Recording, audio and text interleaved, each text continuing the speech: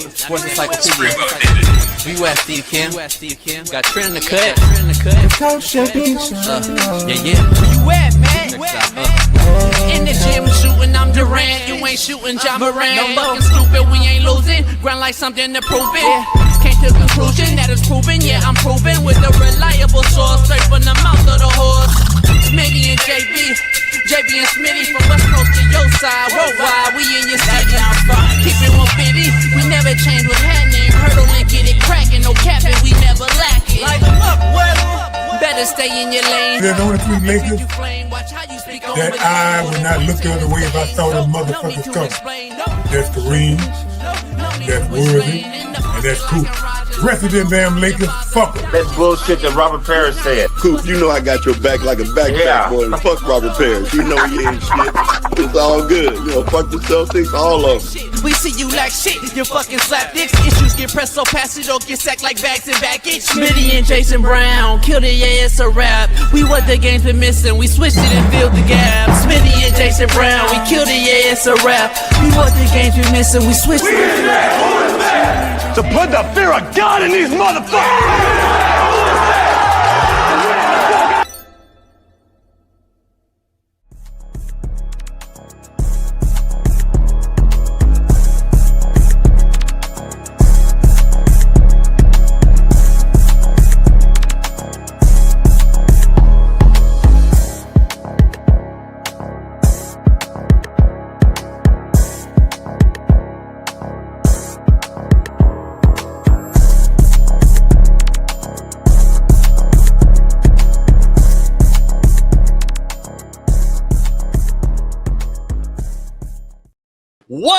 What up, man? We're in the building. It is Work Boot Wednesday, so strap up, put on your hard hats and work boots, and it's time to go. It's go time. Bama legend AJ McCarron will join the show. Super Bowl champ Sean King will join us, and we may get Dr. Jesse Morris. If not, we'll get him tomorrow. Give us an NFL update on Mike Evans and so many others. Let's get to brass tacks. It is Work Boot Wednesday. Pound that like button. Become a member if you're not one. And tomorrow I'm back on Patreon live. It's time to go. Justin Fields was benched. For Tyrod Taylor, a guy who was stuck in the chest by a doctor with the Chargers some years back. He's going to start now. Aaron Glenn is desperate, not only to find a spark within his team, but to save his job. They are a horribly run organization led by an owner who throws people he paid $40 million to under the bus. I pose a question, so just hear me out here. It'll be controversial. Smitty and I will break it down, and I'm sure we'll debate it. But Justin Fields, C.J. Stroud, Russell Wilson, Bryce Young all have what in common? Anyone know? And I love it. I wish more guys did it. But it's faith. They speak about God every time they get to the press conference podium. They bring up God. They bring up faith. They bring up something. Yet they also have all something else in common, which is they play like shit.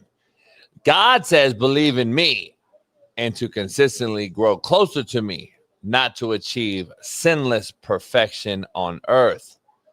But here's what he also says. Continue to be a man and the head of the household at all times.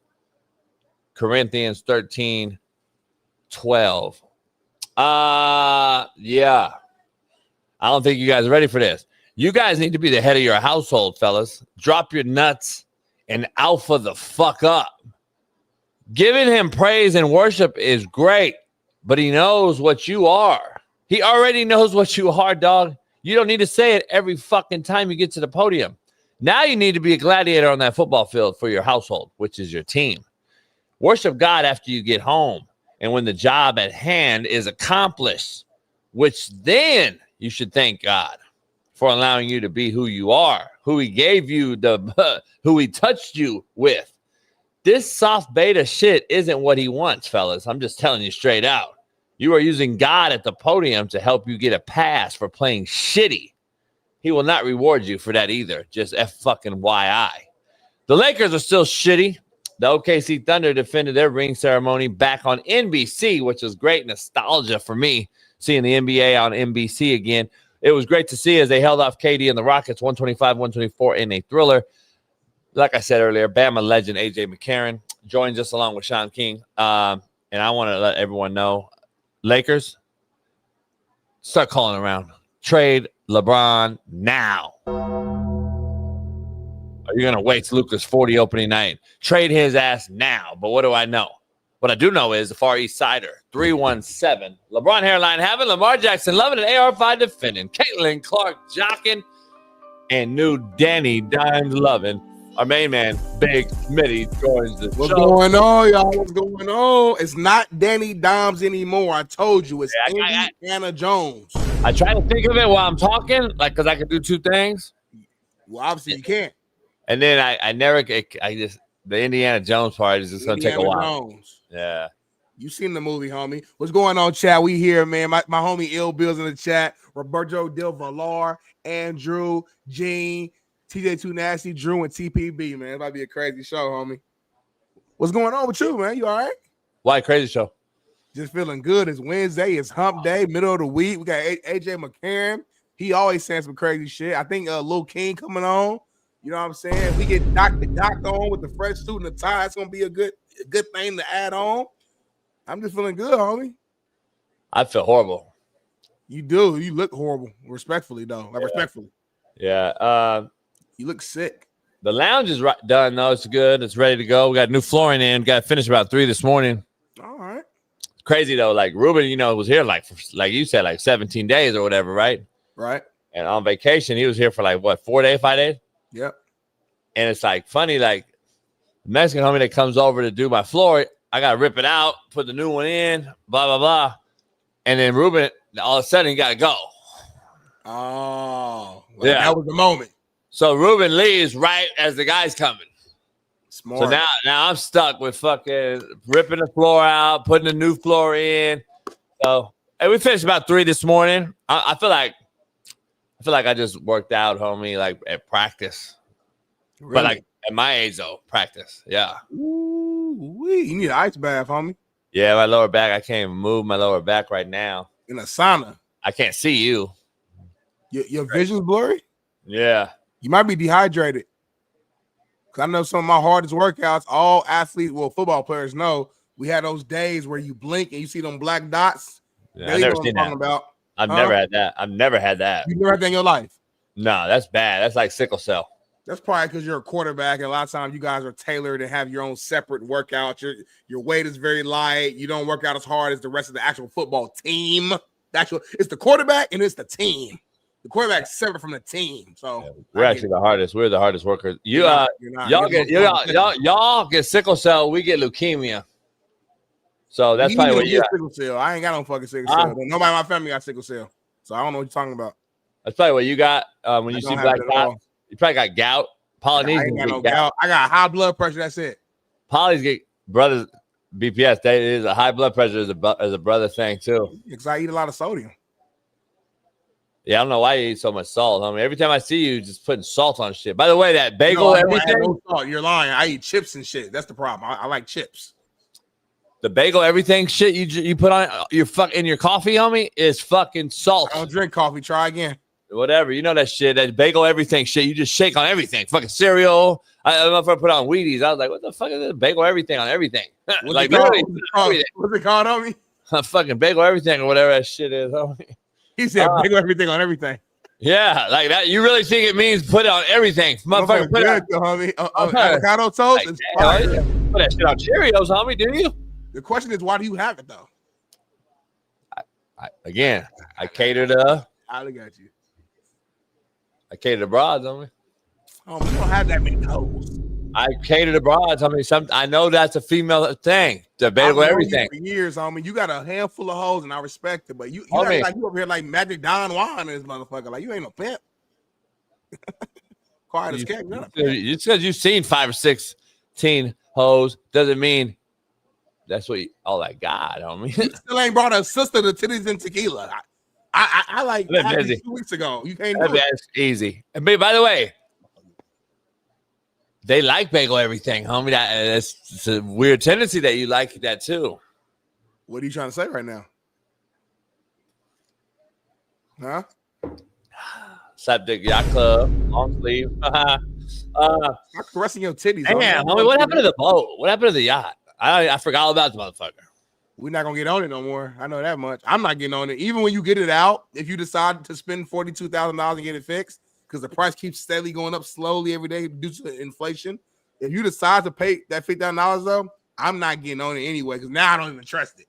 Now I don't trust it. Last time you was on it, y'all damn near got stuck in the middle of the shit. You had to put the yacht in neutral, like some hood shit, and get that motherfucker. Room had to get out and push it back to the spot. Homie, you should want to be more on it. It's gonna be a brand new boat. It's gonna be like a brand new yacht. You're not even gonna. It's gonna be a whole new yacht. But this one was a brand new yacht. But the engines are a couple years old. You know what I mean? See. So we got brand new. Yeah, y'all never fully tell us the full story because you told me this yacht was just brand new. I didn't know that behind the scenes. Not brand new. Not brand. Now we're gonna spend like $500,000. See. Oh, you know what I mean? They tens, but I keep them clean though. Look at ass. They are. Can we trade LeBron Lakers? For what? LeBron ain't even playing, and you mad at him already. That's my point. That's why he's not playing. That's my point. Trade him now because the motherfucker. It started the season, Smitty. Did he play like Olympics or something? I don't know about. Because here's the thing. How are you not ready? How are you not ready? 47 years old. How are you not ready to go? Season start time. Like, that's the problem, homie. No shit he hasn't played. That's the fucking problem. If I'm coming to America and say, I'm 77 years old. I saw that motherfucker play against Larry Bird, and that motherfucker was 77 years old. Like, this motherfucker coming to America, homie. Like, he got sciatica, homie. Sciatica. Yeah. So not Ruben Ali, fucking Muhammad Ali. Ruben Ali is a good friend of mine. Crazy. Ruben Ali was a football coach, Polynesian, passed away. Arnold Ali is his brother, legend of UCLA. Muhammad Ali had sciatica, homie, when he was fighting at 57. Like, come on, LeBron, it's time to go, homie. Go, take you and your raggedy ass son out of here. Anyway, let's move on, Smitty. I started the show kind of deep, giving you some Corinthians, a little John. You definitely just like Googled like church, like you with the Google said church verses, and you started like scrolling and trying to find something that fit. That would have took way too long. That would have took way too long. But I went to something that I always knew about, so I knew right where to go find it. I just had to find exactly what it said in there because I didn't know verbatim. So I had to go to Corinthians 13:12. I had to go to John 3:2. I found this. You're not supposed to be sinless. You're not chasing sinless perfection on this earth, homie. You're just trying to get closer to God. I think our players nowadays, homie, have taken this and using it as a crutch, kind of like those soft pussies using mental health. I think some of these players now, homie, need a man to fuck up. I was a man of faith my whole life. So was a lot of players I knew. But on that football field, Smitty, you would never knew it. You would have thought I was a devil. And God knew that. See, that's the thing I don't think they realize. God knows your true inner being, homie. He knows what you are just because you're not on the field. What was that movie? Major League, homie. Fucking Serrano, Smitty. God bless you. That motherfucker struck out. God bless you. Seriously, good pitch. Good pitch. Motherfucker. Nah, break the fucking bat, homie. You're on the gridiron, homie. You're the head of your household, Smitty. Stop. We got to stop. Quick, JB, I got to cut you off because you said you were a God-fearing man, faith-based, but on the football field, people would think you were a devil. See, the problem is too many people think that God is just like a soft God. People think that God is just like this. No, he's not. That's what I'm saying. God is hard. Yeah, that's what I'm Bible saying. God is hard. My point to this whole thing, homie. God put 10 plagues on Egypt for disobeying them. Smitty, he wants you to be the man. He wants you to be the man. He put locusts in the air. He killed the firstborn babies. Like God, when you piss, God is hard. Smitty, he wants you to be the man. God ain't some. Yeah, like he wants you to be. He wants you to be like. God ain't Mike McDaniel, homie. He wants you to be like the head of the household, not your wife. Like, you know what I'm saying? Like how it is. Yeah.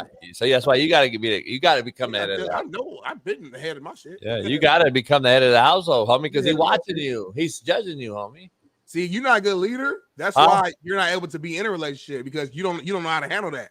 You can't be the head of a woman. You ain't got that in you. That's the problem. Nah, these other broads, you see, the ones we showed yesterday, they come in and then they flip the script and they said, shit, I'd rather be the side bitch and get money. But anyway, that's a reflection upon you, though. That means I got to ask you now, why are you even bringing those type of women in your circle? Like your energy should only brings a certain type of woman around you. It do. See, the type of women I bring hoes around you. So, I mean, I'm saying, but they know the pecking order though. So that's what I'm saying. You can't be unemployed. You can't be the fucking person that wants to talk all this shit, homie, about fucking. Thank God, thank Jesus for allowing me to be here. I get to go home to my 5 kids. 2 was the one I left off. I get to go home to my 5 kids. You threw 5 picks, and God don't like that either. So how about you go home and throw 5 touchdowns? Man, he said God don't like that you threw 5 picks. Like God in heaven, like watching the game, like this 2 is. Damn, he bad, making me look bad. Did I say that? He said God don't like he's throwing 5 picks, really. I don't. The motherfucker don't like this. So you think God likes a loser? God got a million things. You think God that good? Like you think God in heaven watching the game like on Sunday? Yeah, what ain't going on now? God like this, man. He's like looking over the whole fucking act like from up there, right? Right. He's fucking like fucking Fafa. Wow, fucking lightning hit Miami. Like, boom, boom. You know what I'm saying? Like weather delay, homie. Yeah, weather delay, homie. Yeah, like, wow, that motherfucking Fafa. Listen, dog, he don't like. So powerful. It's really hard when you think about it. Like, you can't fathom it. It's exciting. It's everything. You can't fathom it.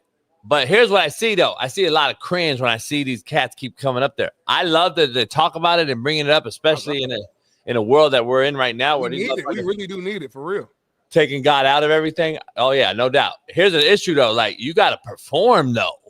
You got to be able to fucking back it up, though, homie. You bring it up the almighty, and your performance is shitty. The king of kings. The alpha and the omega. The beginning and the end. Yeah. You can't go up there talking about, thank God that I threw 5 picks.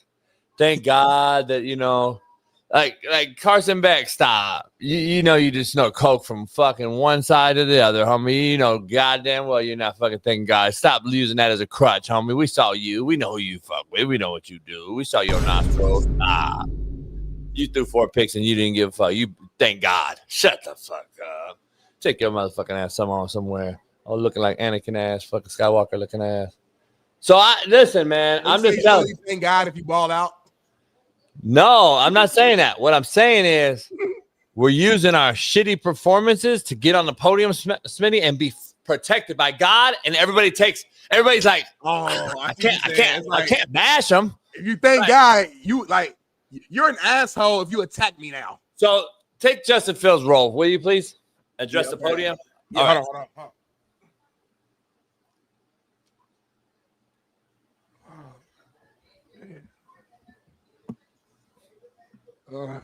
Before we get going with the questions, man, I just want to thank God. Just want to thank God another opportunity just to be here.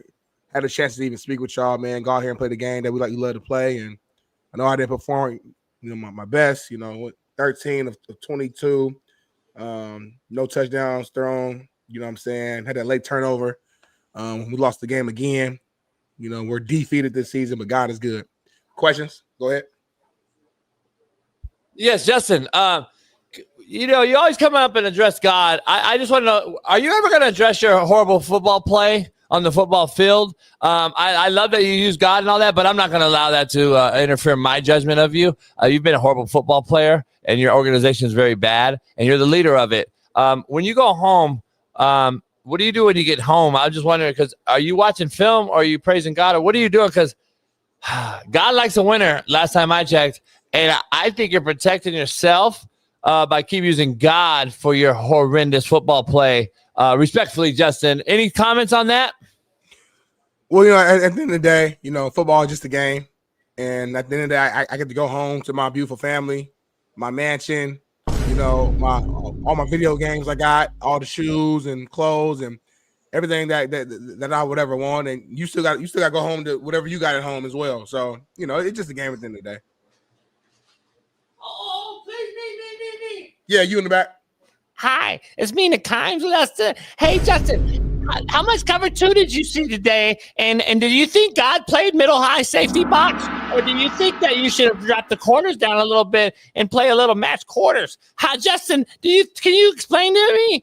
Did you see cover 2, and how often did you see it? Hey, Mina, there was only one safety all fucking night. Why don't you shut the fuck up?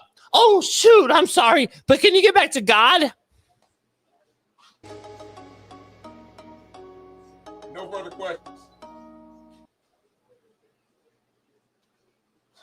Justin's off the podium. We won't be taking any further questions. If you have anything, please talk to Joe Douglas. Oh, I'm sorry, we fired him. He's with the Eagles and winning now. We'll be back. Woody later on taking questions. Thanks. Smitty, the owner, Woody Harrelson looking ass, is the problem. I like Woody Harrelson in like a lot of movies. Yeah, but Woody Johnson is the fucking problem. That's the problem. Yeah. He worried about baby powder and the thing. Is it real name Woody? Yeah. What do you mean? Woody Johnson? Yeah. No, I just didn't know if like Woody was like short for like, or was a nickname for like, No, stop. Dang, you on some different. You on some Hey May They energy. I'm just saying, Woody. I don't know. Like, is Woody like? I know it's a real name, Woody. Like, he related to the Johnson & Johnson money, right? Oh, for real. Yeah, that's his money. Like the baby oil money. Yeah, the one that gave you that thing before you got fired. Yeah, I didn't get the Johnson & Johnson. I got the what did I get? I got the other one. And I didn't want to get it, but I had to get it. Which one? The Kelsey? No, hold on. Kelsey got the what Kelsey got? That other one. It's 3 of them. No, it was 3 of them. Yeah. Anyway, let's move on though. But I didn't know. So he got that Diddy money. He got that Diddy oil money. Who do? Huh? Who do? You said Woody got that. He got that baby oil money. That Diddy oil. That Diddy money, homie. Yeah. So Diddy made him damn near another $1 billion on oil. But hold on, in a weird way, you kind of got to blame Woody for Diddy's predicament in a weird way now. Like you thinking micro right now. Well, after baby oil, they're not even having no sessions. You blame moldy bread on the motherfucking wheat farm, homie? God damn. Shit, motherfucker. You blame fucking spoiled milk on the cow, motherfucker? God damn. Shit. Can we get more macro today? We got a lot going on, Smitty. Let's dive right in. Is there a free game Wednesday? Because JB's half sleep. Yeah. He ain't got no fucking hydration inside him. He can't see me. I don't drink water anyway. Brand new. Yeah. I don't drink water anyway. So even if I drink water, I don't drink it. So your anyway, brown. You got brown piss, don't you?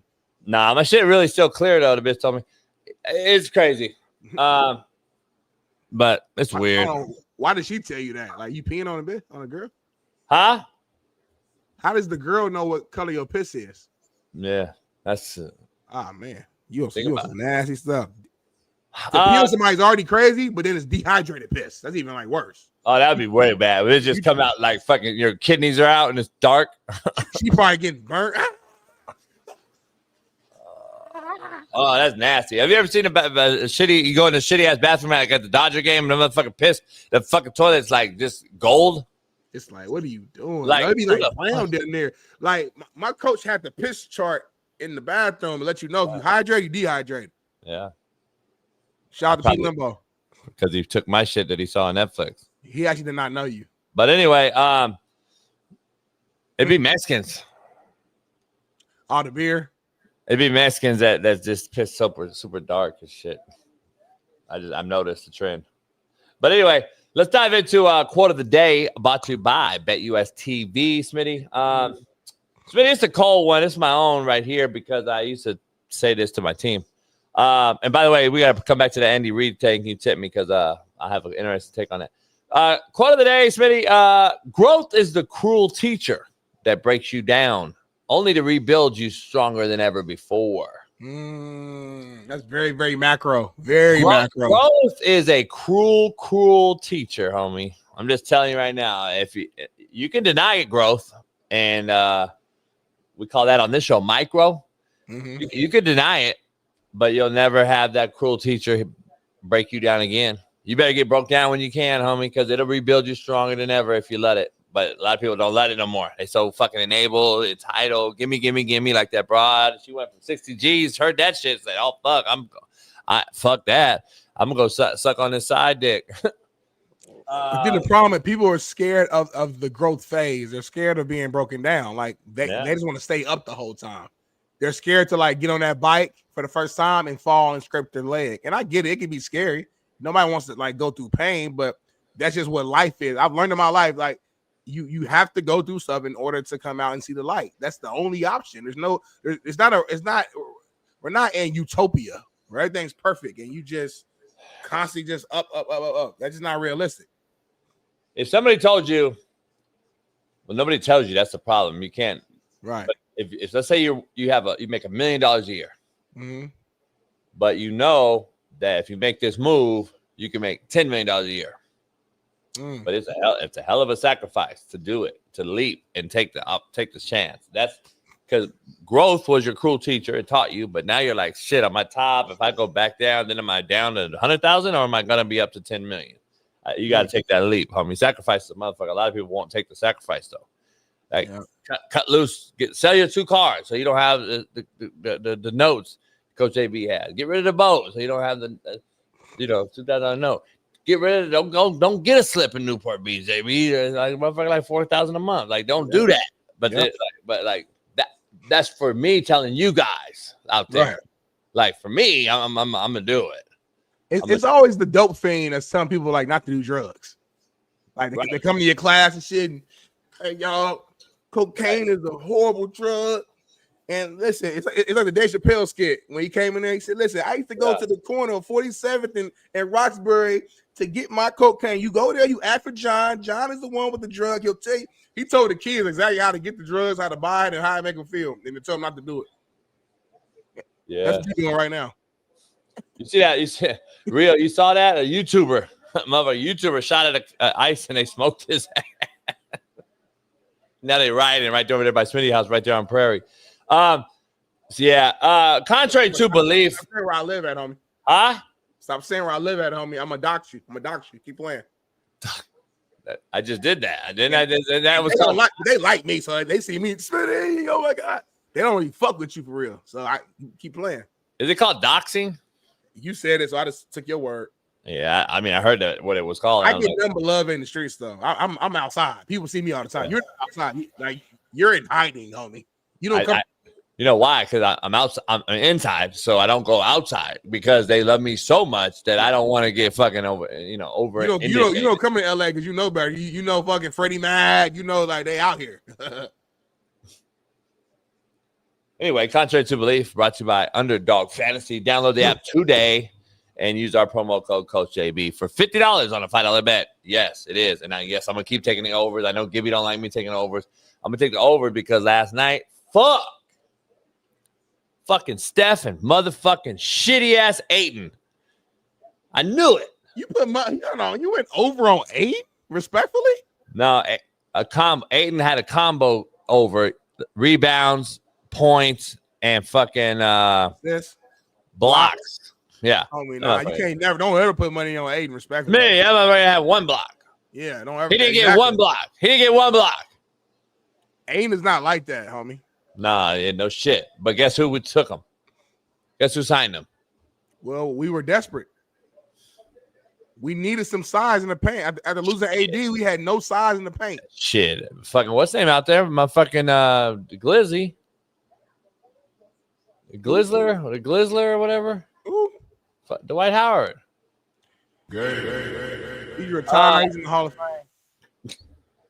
We tried to get contrary to Hornet from Charlotte last year, but they blocked the trade or something crazy. Yeah, Johnson. Contrary to belief, Smitty, 1 lie is enough to question all of the truth. Damn, contrary that's so to real. Belief, 1 line, homie. You know what's crazy? Like, JB, you could be real with me for 5 years straight and tell me nothing but the truth. You have one moment where you just lie for whatever reason, and now that takes away from everything else that you've ever said. It's crazy. That's how it goes, homie. That's just kind of like cheating. Like the one time your girl suck another dick, it's a wrap. Anyway, One lie is enough to question all the truth, homie. It really is, though, because, like, I'm just telling you, I don't think people realize how deep that is, how macro that is. A lot of you in the chat probably haven't woke up yet and understand it. They don't. But it's true. One lie, homie. Like Smitty said, 5 years in, and I'm fucking other bitches. It's okay. But when you fuck a bitch, when you get some dick, homie, you're out for me. Like, bitch, you're out. And she's like, you cheated? I'm like, yeah, but I'm different. I'm me, you. But like, I got a dick. You got pussy. Like, it's a whole different thing. I know I might sound sexist and shit on this, Smitty, but I'm just telling you, it matters. It's different. It's different on me? It's different because my shit is on the outside. Right. I just wipe my shit off. Move on. You don't know I did it. Right. Your shit different. Like, the shape different. Motherfucking inside. Right. The wall feel different. Like, why my shit moving around different in here? Like, we know right away. Like, I want to let women know something. I got a real beef with the women, Smitty. I know. Y'all can claim the wet cat all you want. But I think it's very overrated that you don't use other things to do certain things. You got to tighten your walls up. Because, see, you can have all the wet cat you want, but if your walls ain't shit,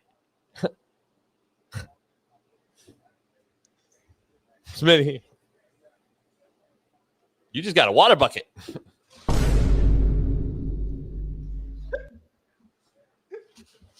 Man, motherfucker Smitty in there. Slosh.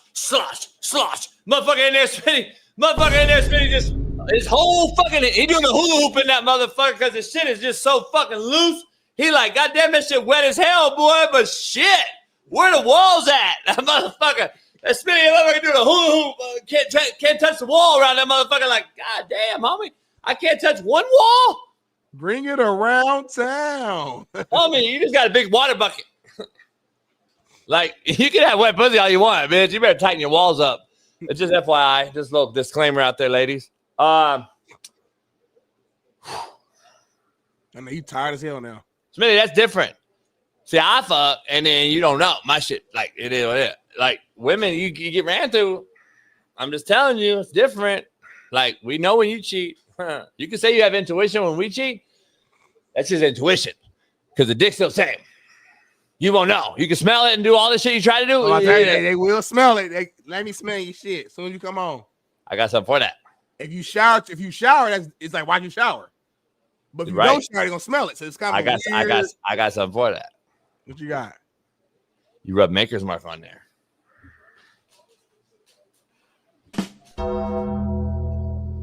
Yeah, because the homie was married, right? And he had anyway. One of the homies I knew who was married, and he had to go home, and because he can't shower, like you said, and then I said, here, dog, you mix 151 with Maker's Mark. 151 with Maker's Mark. You got to mix them. And what does that do? It kill that badussy. So it go back to like this a regular smell, basically. Yeah, it go back to like a regular like mush. It ain't clean, it ain't dirty, just regular. That's all that matters. Remember, the regular smell is we damn near cool with. Like normal. Yeah, you want that. It's normal. Like if a bitch is just regular, I'm cool with it. I can live with it. Damn. You don't need to smell like motherfucking glorious pineapples like Sean King's shirt, homie. You just gotta, it's just gotta be right. It's just like regular, no smell.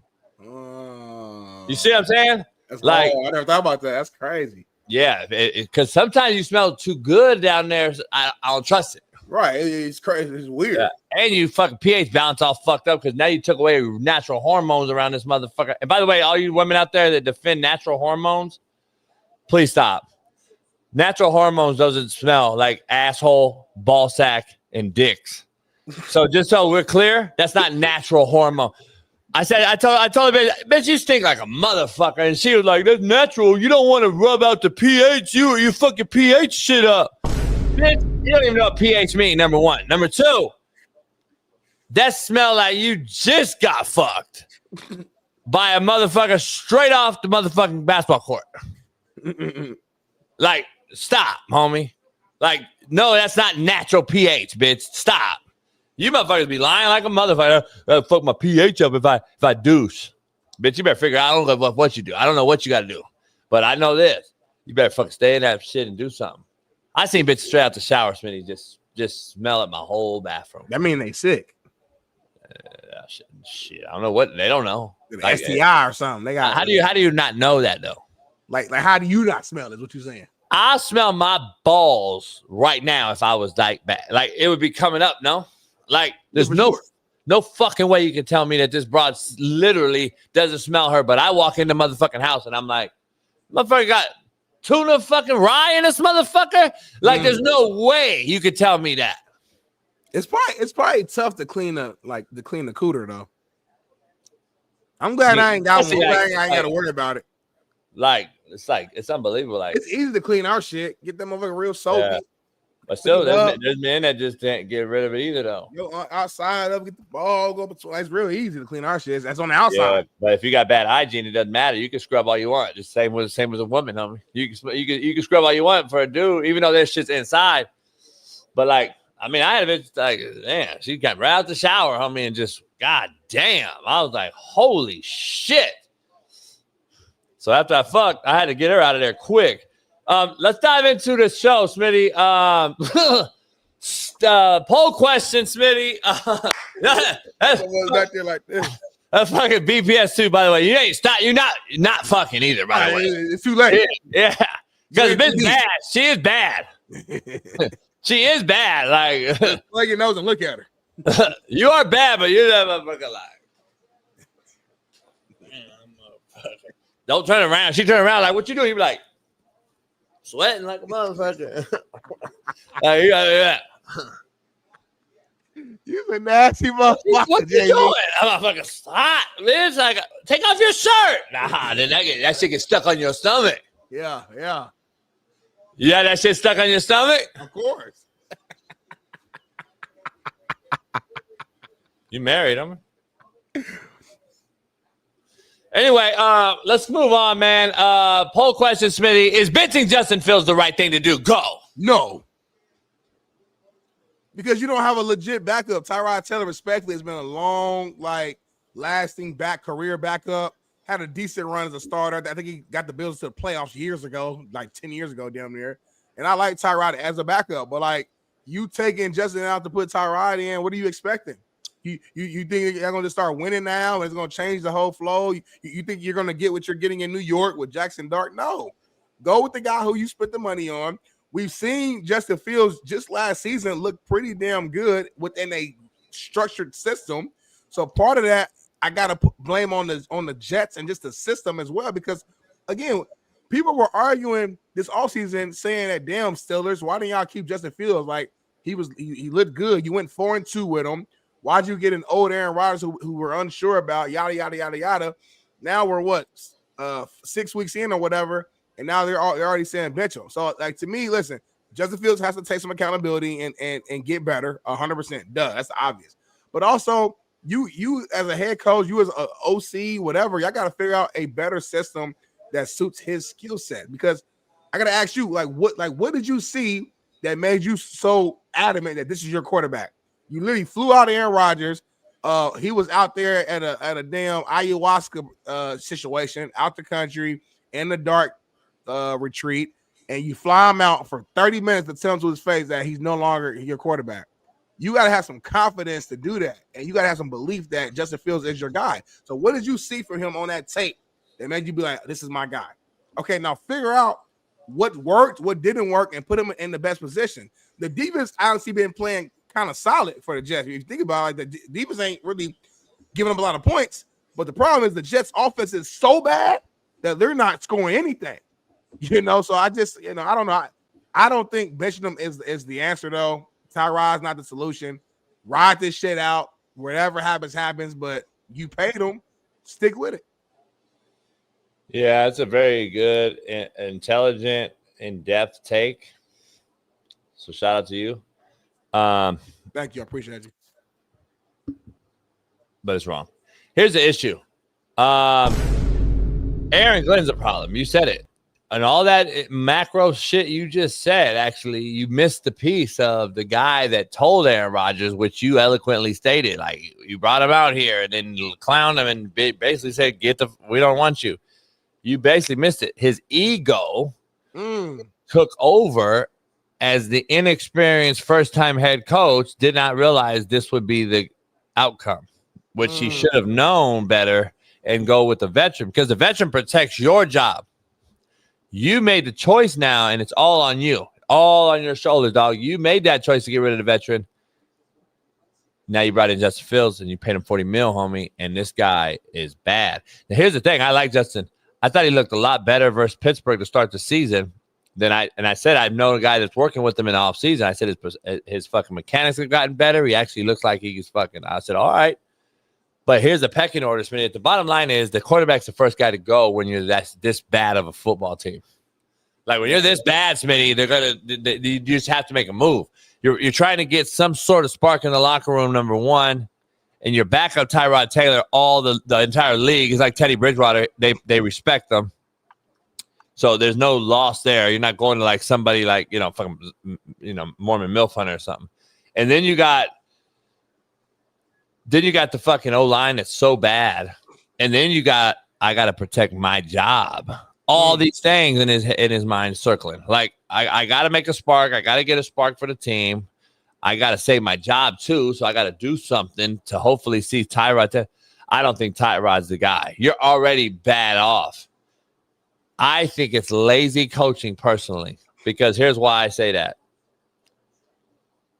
Justin gives you dynamic that Tyrod just doesn't have, and that's his feet. And I'm gonna put in some shit and keep him. I'm gonna put in shit week to week. I'm gonna run some fucking RPO inside zone off the fucking 3 technique. I'm gonna run some shit that we haven't seen. I'm gonna read the 3 tech. I'm gonna read the shade. I'm gonna let Justin be Justin. Go back to college football and let that motherfucker eat. Fuck it. Do some bootlegs and waggles off of it. Yeah. Everything. Like now you're with Tyrod Taylor, and now you become a traditional pro offense. That's all you are. You're a straight traditional drop back, fucking quick game, fucking the shit that Tyrod was never really excelled at in his life. Tyrod's a backup for a reason, Smitty. This is what it is. At least Justin's young. He's still in the fucking prime of his career. I'm just telling you, man. How many quarterbacks go to this motherfucking place and die? God damn. Every single one. Aaron Rodgers, fucking. Favre was all right. He went crazy, right? I mean, just name them. Just name all these motherfuckers, homie. They've had so many, it's impossible. Well, he had a cool year, Mark Sanchez, AC championship, but he might have learned how to there from Rex and them. But anyway, let's stay on this topic, man. The owner, Woody Johnson, he actually thinks that Aaron Glenn is turning around parts of the team, but says it's kind of hard to fully do that when you got a quarterback with the rating that he's got. So he's taking shots at Justin Fields, and we got a video, man. Check this out. What's your confidence level in Aaron to turn it around? Well, it looks like he's turning around parts of it. It's hard when you have a quarterback with, with a rating that we've got. He has the ability, but something just is not jiving. But if you look at any head coach and a quarterback like that, you're going to see similar results if you go across the league. You have to play consistently with, at that position, and that's what we're going to try to do for the remainder of the season. So what gives you hope then? I just think defense, special teams are doing better. Defense is pretty good, and if we can just complete a pass, it would look good. We got to complete some passes. You got to convince them that you can do something. Otherwise, it's hard to have have a game that you could win. What do you say to the fans who've lost hope? I know it's early. Talk about shots fired, homie. Like, this is like, if you're the quarterback, this is the last thing you want to see publicly. You going through it right now. Like, how do you think Justin's feeling right now after watching the video from your owner of the team? Like, that's crazy, right? He said you got to complete a pass. You just gotta make them think that you can do something. What did he say after though? We're gonna address this in the offseason. He said jiving earlier too. I ain't heard jiving in a minute. Like, racist, a lot, homie. Racist, a little bit, of course. He's a billionaire white owner from the NFL team. You got a sprinkle of racism in you. So he automatically racist. He's from that era. Like, you know what I'm saying? Like, let's be real. Like, if you're like, he's what? How old is he? 60, 70? Like, what is he? He said he looks pretty good for his age. He said, I know you don't think he's 10 years older than me. He's 70. Well, you older than me. He's 78, homie. Yeah. So he's definitely a little racist. Like, I'm just being, can we be real? Like, if you 70 plus in America, you got a sprinkle of racist in you. You know his boy is. Who? Trump. Yeah. Dude, now he racist because Trump racist. Motherfucker. He about to fucking let your boy Diddy off, homie. Yeah. Wow. That's your boy. You and Lauren. He was here doing Jim Crow, motherfucker. Like he been through a lot of shit. He was here when MLK got assassinated. Like, he been there for a lot of shit. He was there. He was literally there. You act like you did it. When Malcolm X got fucking, like, he was here for a lot of shit. At 78, like, hell yeah, D Jones. Shit, we don't. You a little racist, homie. Like, D Jones, I go get Argentina fucking meat too. Have you had a fucking burger in Argentina, D Jones? Or are you just talking? Shit, motherfucker, Argentina got the best meat in America, in the world. Really? Fuck, what? You cut a fucking steak with a butter knife, homie. You lying? I'm not lying at all. Ask anybody that's had Argentina. Fuck, I've been there, homie. Trust me, the steaks are the best I've ever in the world. They're known to be the best in the world. They got Angus beef like burgers. What? It's unbelievable. With the fresh cut fries. Unbelievable. And D Jones is so ignorant to why we're getting it. He don't want to say that. So that's the problem. Like, motherfucker, you know Montana is owned by Asia, right? Motherfucker, Chinese has got the farms over there. They got slanted-eyed cows, homie. Oh shit. But anyway, Smitty, let's dive into what? Huh? Don't say nothing. Don't say nothing. Keep going, JB. I've talked to Gibby. You made a rule though. You said don't say nothing. I've talked to Gibby privately. Okay. I'm gonna reach out to Gibby privately today. I'm afraid that this is not the only money you'll see from him today. What do you mean by that?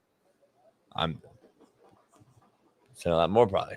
Nah, he's not saying it. He ain't saying no more than that. Like, anyway, he said 500. Like, that's the highest we've ever gotten one day. He's not gonna send more than one day. I guess they cap you at 500 is what I was told. Oh, okay. Well, he ain't individuals get capped at 500. Bailey, people have asked me, can we higher the limit? So that's all I'm gonna say. Can we hire the $500 limit? That's all I'm gonna say. Well, I'm gonna do this real quick while you doing that. What are you doing? I'm about to make sure everybody know, like, just other avenues, and because I got fired. So I'll be real with you. Like, so my life is in shambles right now. I'm month to month. Like, every month I'm trying to, like, make sure, like, how do I get this $4,000 so I can pay my rent? So every month I'm back to hustling. So, hey, if you want to do that, I'm gonna drop the comments right there, because ain't no limit in Venmo. Go ahead, Jason. There is limit in Venmo. What is it? I think 2 G's a day. Well, shit, that's a good limit. Anyway, I don't believe Woody. You're not racist. I know you're not. He's 78 and he's white in America with a lot of money. Come on, Jason. See, that's the problem. See, y'all is ignorant when you make statements like that, because y'all don't realize that them old whites helped y'all. Let me ask you this though, real quick. Do you think he was raised by racist parents? I don't know. Just actually knowing the time frame. Hard to say. All right. So go ahead. And if you say you think he was, it's also very ignorant. Fair. See? That's not y'all though. That's all y'all say. But I'm saying, like, gun in your head though, and like using some common sense, just knowing America, right? Just knowing like the history and the time frame. He's 78, so his parents was like, so just knowing that, your common sense would tell you that, okay, they might have not been the worst people in the world. I'm not gonna say that, but it was a different time. It was a different era. People believed differently. They also help free y'all. They also help free y'all though. Who? The Johnsons? You know what? Can I ask? Because that's very like open-ended, ignorant question to me. So you call me ignorant right now? So all the LaQuishas at Walmart today, huh? You call me ignorant right now? So the LaQuishas at Walmart today that's mad that Trump's going to take their EBT, did they grandma raise them to take our tax dollars and only depend on EBT? Grandmas raised them to take our tax dollars and only be. I would say no. But the thing about food stamps, though, because I lived it, is that everybody is not out here just spending their money on bullshit. Some people got an everyday job and just don't fucking make it. Nah, you hit the nail. You hit the nail on the head, homie. That's a great take. What? They not mad about Trump taking their EBT, homie. They not mad. You're right. They mad that they can't buy Jordans, weed. See, that's racist. Hennessy. That's racist. Everything you see is racist. Not racist at all. That's just fact. I'm from that, homie. That's the same thing. He's saying is related to what? Be real. Let's have a real conversation. Hennessy, Jordans, all that shit. That's related to black people. Let's be real. Let's be real, Jason. Excuse me, Smitty, 1 second. Don't play around with it. Go ahead. Oh shit. It's not a real person. Anyway, white trash, white folks are broke too in the hood, and they do the same shit. So we're not gonna just go to BPS on this. We're gonna go to WPS, white trash. They go buy. Guess what? They buy it though instead. What? They buy the shotgun. Start with that then. The shotgun that's in the back window in their truck. Yeah. Buy the shotgun. They buy fucking hunting dogs. They buy fucking all kind of weird shit that you can't fathom, homie. The same shit though. Y'all buy Hennessy and Jordan. You buy Hennessy and Jordan. They buy to categorize all black folks who are using food stamps. It ain't black folks. Why it gotta be black? It's EBT, homie. What I'm trying to tell you is that you don't think the meth labs in Indianapolis, the white folks in meth labs are using our EBT tax dollars to buy meth? Listen, homie, you're never gonna have 100% everybody doing the right. Everybody, it's America, all right? I'll be mad though. A lot of people who are those. Trust me, Jason. Like I know you like directly firsthand. There's a lot of people who got like everyday fucking job. I want to see pay for my pothole. $13 an hour. Pay for my pothole. Busting their ass, and they're trying to make shit popping. They just don't make a lot of money. And pay they for the need potholes. assistance, and they're using that for food. Trust me. Pay for the potholes, homie, on our road. The road, the tire you broke, the tire you popped on that pothole right there on Prairie. Pay for that, homie. Pay for that shit, taxpayer. I want to see my tax dollars, homie. I'm telling you, I'm not paying taxes. I'm just saying, Jay. I just think that you've had money for so long now at this point. I haven't had money for a long time. You forgot. You know, I've seen your house. You've had money. The house doesn't do nothing. I've seen your house. Miss Fan, all that shit. House mean nothing. Yeah, whatever. I seen your house. You got a new fucking floor just now. You was up 3 a.m. Got a new floor. But it's a cigar lounge floor. It ain't my marble. But that's new too, homie. You got it fucking 2 years ago. I'm not stupid. This is only a couple grand. Oh, okay. Motherfucker. But anyway, that'll change a life in the hood. A couple grand. That'll change a life. Yeah, because you go buy fucking $2 grand in weed. Real bills and shit. You'll nickel it up. $2 grand in weed, nickel it up, and then you motherfucker. This is BPS, by the way. The homie just said to me, "Can I borrow $2 grand and go get some weed?" He's gonna nickel size it up and make $2,300. Well, that's just a hustle. That's just a hustler right there. So you did all that for $300, though? It's more money. Shit. So where's my get back though? You're supposed to make make $4,600 and give me back $2,300 for interest. God damn, homie. Yeah, Gene, shut up, Gene. You don't know about hood shit, Gene. So just sit back and listen and learn. Don't speak on shit you don't know about, Gene. You got money, Gene, which is a blessing. Stay in your blessing. Don't see. That's damn near racist. That's damn near. You actually a judgmental racist. There's a difference. I don't care anymore. You're a preconceived judgmental racist because you automatically because Gene White, he rich. See, that's another thing. See, Gene been on the show for a while. I've studied Gene. I know. You know what the most racist thing is though? What? Like assuming that every Asian's rich. Super racist. Because we all do. You know we do. All do. Every Asian got money, and every single one of them motherfuckers, not one of them can drive. And they're very is that racist or is it fact? Is it fact or racist? I'm gonna be real. Is it fact? If it's the truth, homie. Asians, y'all can't drive and y'all got money. I ain't never met a broke Asian. I'm just saying, I've been 49 years old. I've never met a broke Asian, homie. Is Steve loaded? I don't know. We don't know. But is he loaded? Is he not broke? Is he? I mean, Steve be giving me I be getting free fucking tickets to all the game, all the fights and shit, front row. And you always think the motherfuckers is great at math. Stop playing. Act like you don't think. You can't be good at math and be broke. Let's be real. Let's put it together. I mean, let's put this shit together macro level. You can't be bad at math and be broke. The motherfucker. I think stereotype is right with them. Nah, but Mike Bundy, and I trust Mike Bundy more than anybody in this chat. He said, I know broke agents. Trust me. So never mind. He didn't say trust me, though. But so that covers everything you said. For the audio listeners. But yeah, I get it. Black people, we all got to add like a little something to it to make it sound a little better. You know what I mean? I got a brother that hit me up on the text message. He was like, JB, so accurate. Motherfucker be driving a Jaguar and have EBT. Hey, one of my young homies in the background, like, as soon as you said, like, he was like, hey, use the food, use the money to get drugs, Hennessy. One of my young homies in the background got so excited. He like got hyped about it. One of my young homies in the background. In the background of what?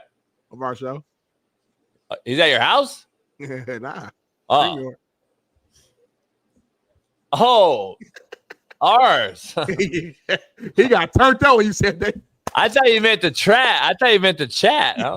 My boy very funny, man. He have me cracking up, man. He be getting hyped over shit like that.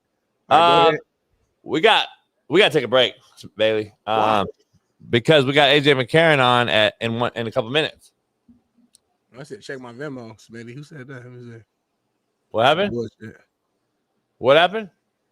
They probably asked for money. Oh, somebody in the chat.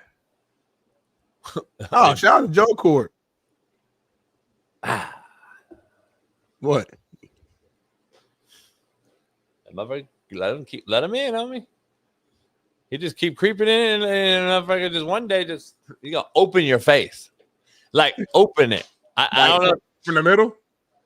He's gonna open your face, like whatever that means. I have no idea. Sounds scary though. Literally open your shit. It sounds like somebody like I don't want.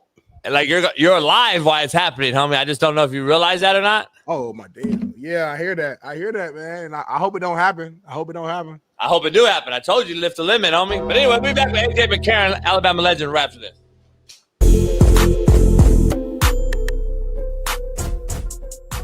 Hey, well, fuck it. I'll go home tonight. I'll drink my yak and smoke my stick, and I'll get it back cracking.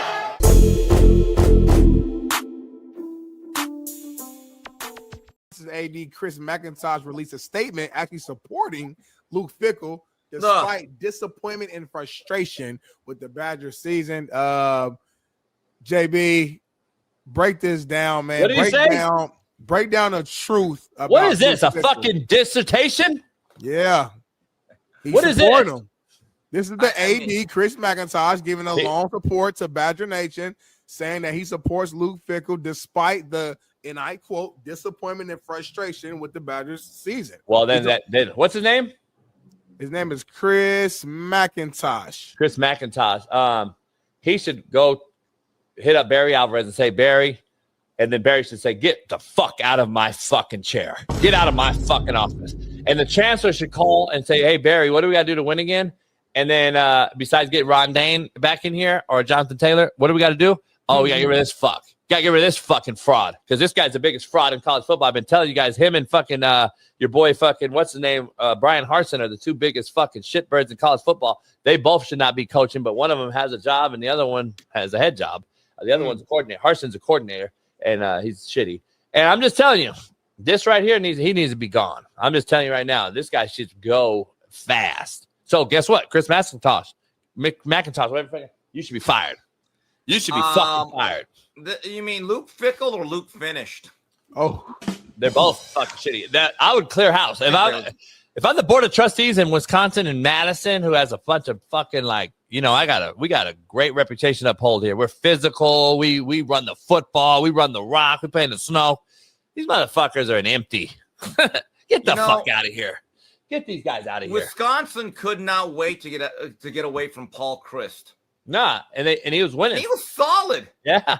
He understood the culture. I think he was an alum. He knew the program. He knew. And for what about fucking? reason, you had Bielema.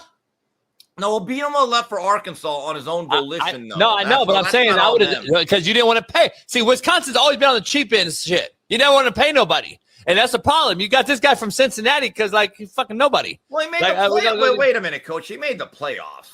I get it. But Cincinnati, I mean, because you're a power 4. Like, be honest. I mean, he did have a year with Sauce. And remember, big fishy, little fish, Steve. He was a big fish in a group of 4 or what at the time or whatever. And guess what? Yeah, you should. I mean, my point is, you think it's easy to upgrade. Be careful what you wish for. If I'm Wisconsin and you want to be smart at all, you fucking throw a fucking bag at Lance Leipold today. Woo! Because he's from there. It's his whole family's from there. The fucking state reveres him. He's fucking won I don't know how many national titles at fucking Whitewater and all these other shitholes. Go get his ass up there, man. Lance Leipold would be like a Willie Fritz type of hire. Yes. May not be the young hot shot, but he will steady and stabilize your program, and you'll get better. The thing with Leipold, and I believe that's Lance's dream job, by the way. So is it? Yeah, fuck, he's from there. Yeah, that would be so damaging to Kansas. He's done a great job. They have a fancy new stadium. They're putting money into it. But maybe Lance Leipold thinks, well, Jalen Daniels is gone. So that era is over. I left Kansas in a much better place than when I found it. I'm going to be honest. Lance fits Madison much better than he does Lawrence. I'm sure he does. He still needs to finish this season off like with a bang, though, right? Like, because if I'm Wisconsin, why would I want to hire him if Kansas goes, I don't know, 6-6 or something? Like, he just because he's Lance Leipold, they know what he's facing. They know who he is. Like Lance is, at least I know who he is. Like some other guys, I don't know if I know who they are. Like I don't know who Rule is. Because Rule was shitty in the NFL. He was at Temple. He had a run at Baylor, but then he left, so I don't really know. Lord. This is what I would tell Matt. I said, Matt, you could have done unbelievable things at Baylor, except you went for the money. You took the short-term money. See, they think this is where I disagree, Coach, when they say, well, I had to take that financial opportunity. You stay at Baylor, and trust me, you cost yourself money with the way it ended up with the Browns.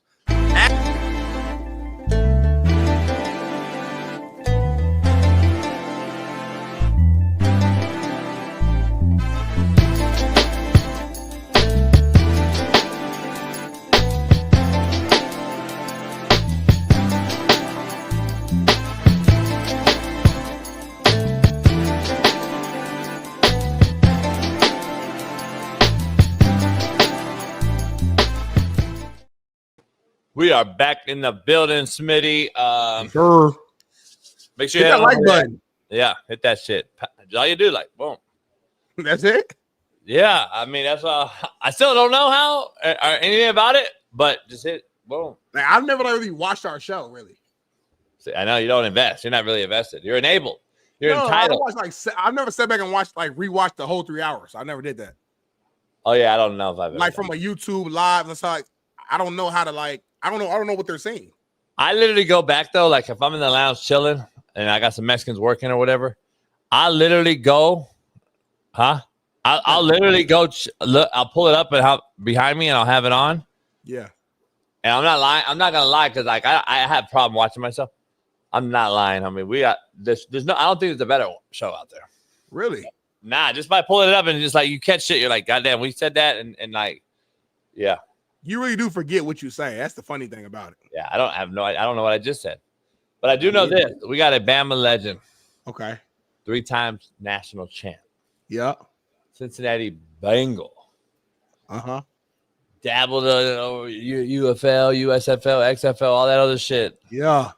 He don't even associate with it no more. Yeah. He don't like it. He's like beneath me. I'm way better than him. Yeah. He does a show with our boy T Rich. I ain't seen T Rich in 2 years. Go. Yeah. You racist. Yeah. And our main man, the host of the Dynasty Bama podcast, AJ McCarron, joins the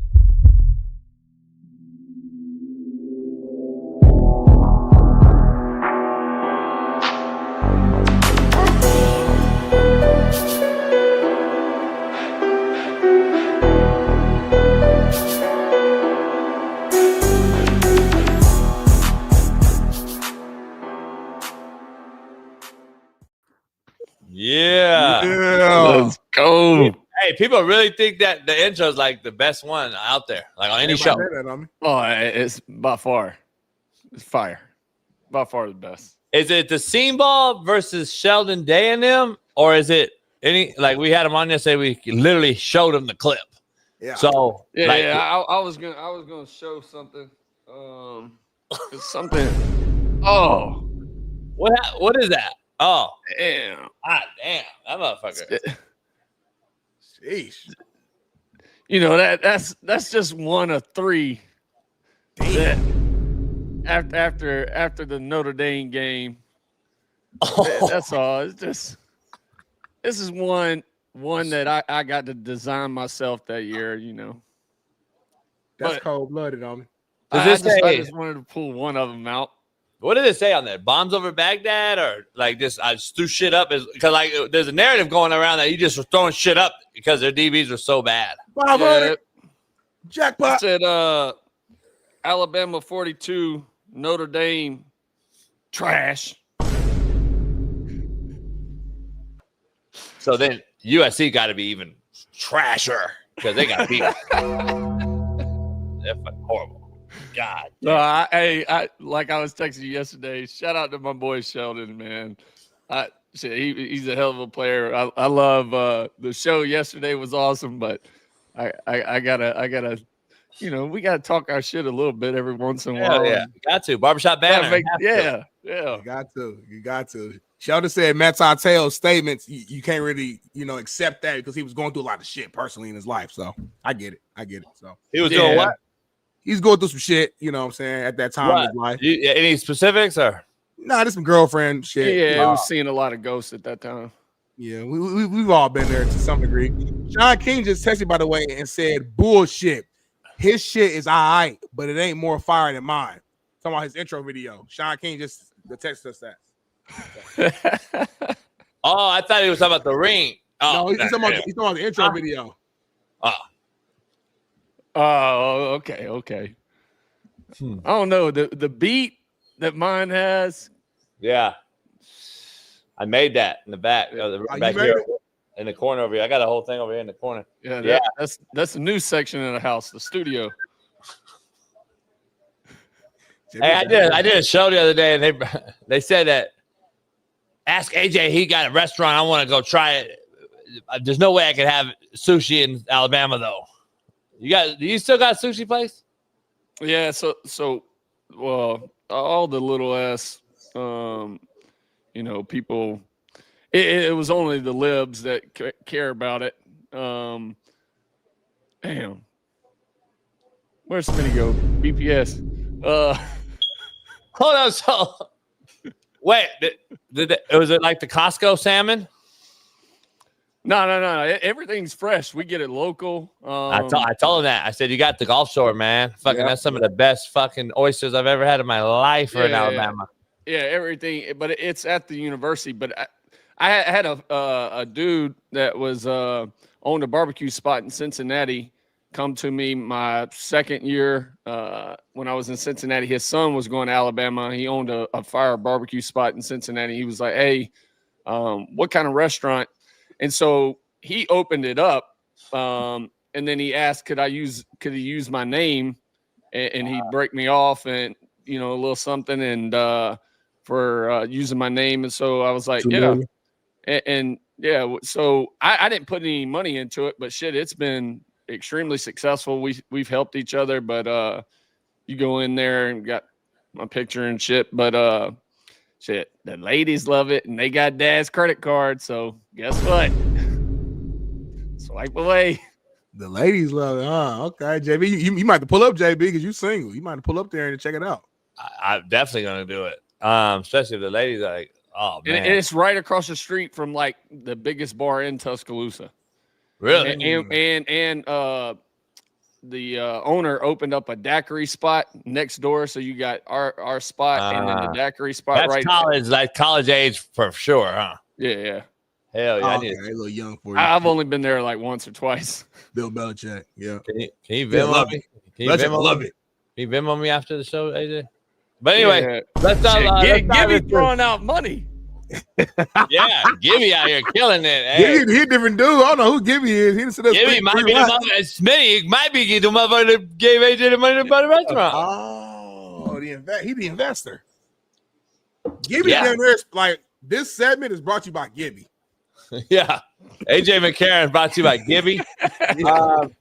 Hey, AJ, let's play a game. Shit, let's do it. Yeah, love a game.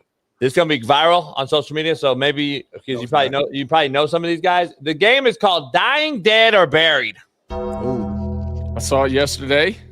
All right, now there's gonna be a twist on this one because now instead of names of schools, Dying, Dead, or Buried. Mike Norvell, go. Dead. Yeah, I'm gonna say dead. I'm gonna say dead. You know, like, fucked up it sounds. The game sounds like how fucked up it sounds. Like, parents, don't clip it if it's. I'll tell you when to not clip this person's specific name. I say he's buried. He's buried. Yeah, I say he's buried. Listen, like, look at his stats. Like, listen. I've known Mike a long time. Good dude. Listen, look at his shit though. He's lost 9 games in a row in the ACC. AJ, you can't lose 9 games in the ACC. Like, there's not even 3 good teams. I mean, like, seriously, how have you lost 9 consecutive ACC games? Number one, number two, you had 2-10 season. You had a 3 and whatever. Now you're back to 3 and 4. You had a 2 and what are they? 2 and 10 or 11? Yeah. Like, the only reason I said he wasn't buried is because the AD came out in support of him. Right. So if the AD wouldn't have, then I'm saying buried because it's done and over with. But all of a sudden the AD comes out, so something's not going on there to where either they don't have the money to buy him out and then go get another big time coach. So something's going on. So that's why I said dead instead. That's what I think. AJ. His contract, I think, runs to like 2031. And I think it increases so that's a lot of money left on the table. At some point, listen, there's a lot of schools that are about to be in this situation. One of my mentors, and he was my coach in high school, and then came over to Alabama with me my senior year. But Tyler Siskey, he thinks there's going to be 8+ openings in the SEC alone at the end of the season. Ooh, damn, that's crazy. So that means like Ole Miss, Lane goes to Florida. That means LSU goes. Somebody comes. That's not even counting. That's not even counting Ole Miss. Damn. He doesn't think Lane leaves Ole Miss from everything he's hearing. He's there in Oxford, and he was at Ole Miss for years. But damn, that's other coaches moving around. He thinks Clark there's about to be a lot. Lee to Penn State. Then Stoops is out. He's back coaching D2. Then you got to go back. You're gonna move on to. There's gonna be a lot of movement around there. I didn't like Arkansas is already open. Like, yeah, it's interesting.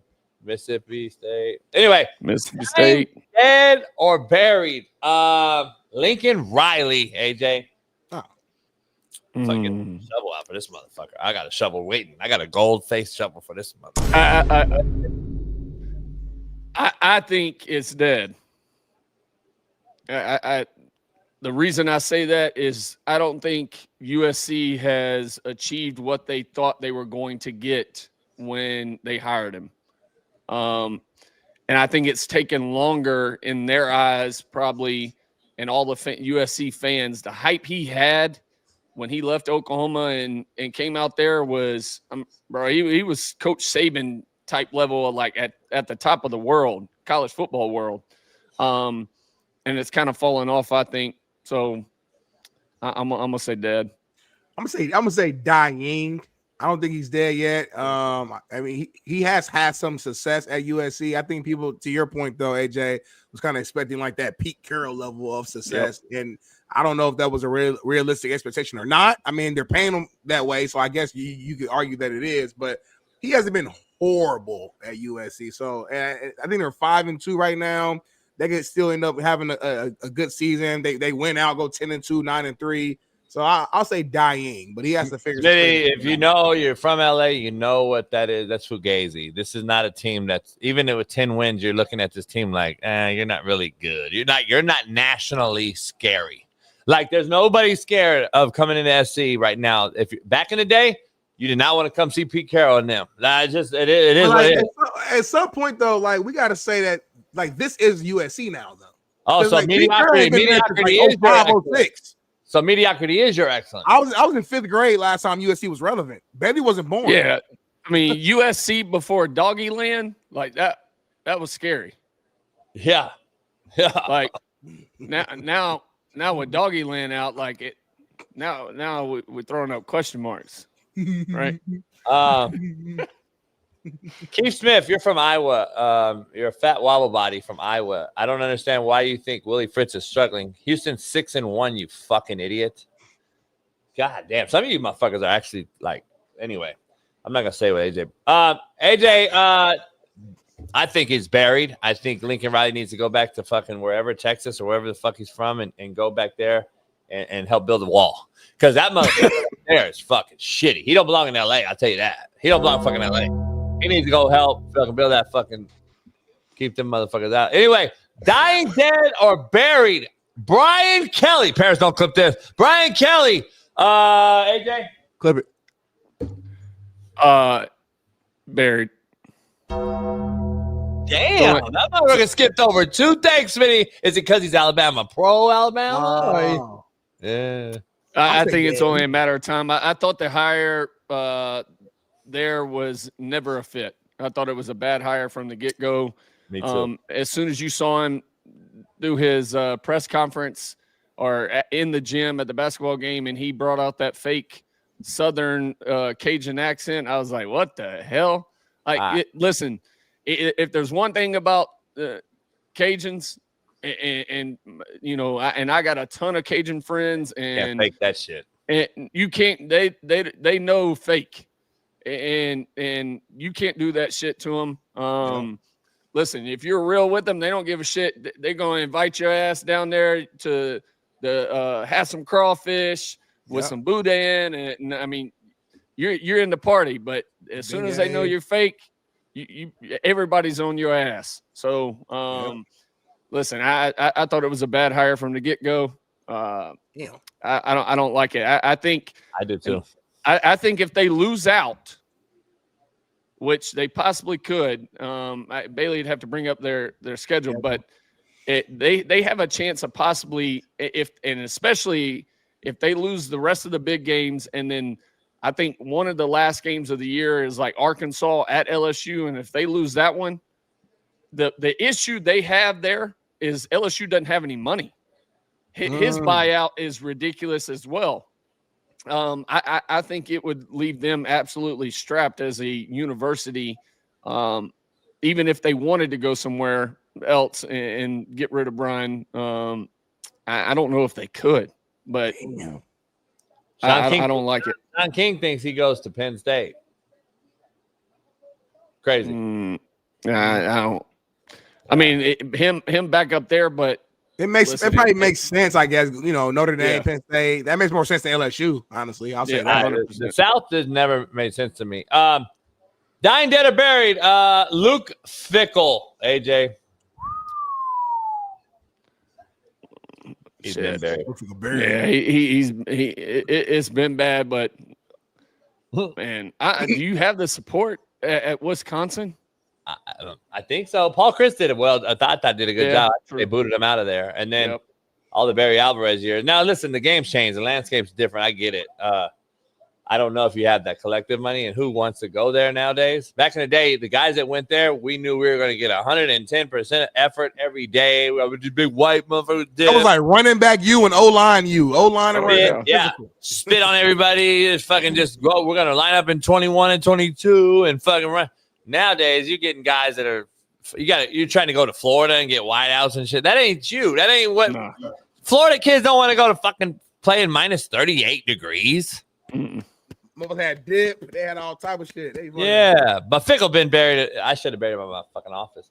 No, he's buried. Smitty, you agree? He's buried at Wisconsin at least? Yeah, he's buried. Last one, AJ, for you. Again, I'm on this NFL transitioning to college is a tough thing. Bill O'Brien, dying, dead, or buried? Damn. I know. I like Bill, but damn, man, OB is my guy too. Barry.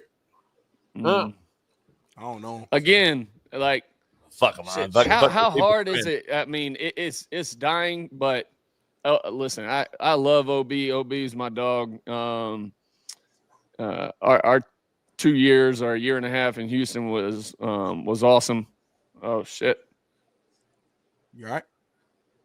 My screen just went black. Oh, we still see you and everything. For real? Yep, still hear you, see you, everything. That's weird. He's probably but I mean, I think it's dying. But again, I don't know how you win at a place like this where you don't really have the money and the support at these universities. This is one of those universities I think that gets left out when this whole thing separates, and all the bigger schools that are part of other conferences are joining the Big Ten. I think Boston College is the type of school that gets left out of that conversation just because, I mean, from an NIL standpoint and money standpoint, I don't know if they have that support. They're like Wisconsin, right? Yeah. I mean, it seems like. I don't know. All right, before we get to the topics, we got one thing we talked to privately, Smitty, that AJ wants to address. AJ wants to address the E-Dub versus Sean King discussion we had yesterday and explain why he's on the white side. Go ahead, AJ. But I mean, listen, I love E-Dub and Sean. Shit, I respect the hell out of both of them. Dudes that played in the league for a long time that committed to it. My whole thing behind it was I don't think Florida, and we were talking about Lane at that time. I don't think Florida is a top 5 job in the country. And even, Sean talked about high school recruiting, but high school recruiting isn't what is winning nowadays. It's guys that are getting out of the portal and able to build, from the portal and have a mixture. It's almost NFL style where it's not teams that just drafted everybody. You got to get the right amount of guys from the portal and you got to draft or recruit well. My issue with Florida is you fired Jim McElwain, who went, 22-12, but you fired him after going to the SEC championship. You also fired Dan Mullen after that, after going to bowl games, the SEC championship. Like, just because they didn't win it, I don't know if you want to go there and the expectation is to win. Like, if I'm Lane, to where the expectation is to win a national championship in the first 2-3 years or you're gone, like the rest of these coaches. I don't know if you do that because, listen, everybody has an ego. And Lane loves some Lane. Everybody that knows Lane knows that. And Lane is the most loved he will ever be at Ole Miss. It ain't changing. Like, if Lane stays there and Lane keeps continue to have the success that he's having, I mean, this year is his best coaching year by far. This team this year is nowhere near as talented as a whole as he had last year. Yeah. And they're in a prime position to make the playoffs. And hell, they possibly, if they didn't blow the Florida game last year, they make the playoffs. So you can win at Ole Miss, especially now with it not being the SEC West and East anymore. And there's going to be only 3 locked-in opponents each year for a 4-year run, and then it's a round robin. You can have plenty of years in that run of where you might luck up and get an unbelievable schedule to where some years you have 5 home games and then only 4 road games in the SEC to where it lines up perfect for you. So I just don't think Florida is a top 5 job in the country right now. And so I was with E-Dub on that, to where if I'm Lane, I'm not leaving. Ole Miss can pay just as much as Florida. And with Lane's, name and name recognition, he doesn't have to go anywhere. He can get everybody he wants at Ole Miss. He's done made it popular. I think there's only 3 jobs that Lane would actually really maybe possibly 2 that Lane would leave for. Everybody knows it was Alabama. Lane would leave Ole Miss in a heartbeat for the Alabama job. The other one is possibly LSU. If that LSU job comes open, I think Lane would leave that. I don't think Lane leaves for Florida. And from some people I've talked to said his daughter really doesn't want him to go back to Florida. They like being at Ole Miss and Oxford, and she wants him to stay there. So I think that weighs in on it as well. And I know Lane personally. Like, I know he loves Florida. I know he loves. He loves Florida. His boats and all that shit. Yep. Here's the thing. I told Sean, and I've been saying it to Smitty, like California and Florida are completely night and day when it comes to high school academics. So, like, the qualifying thing we talked about the other day, that COVID thing where you don't have to pass the test and all that shit.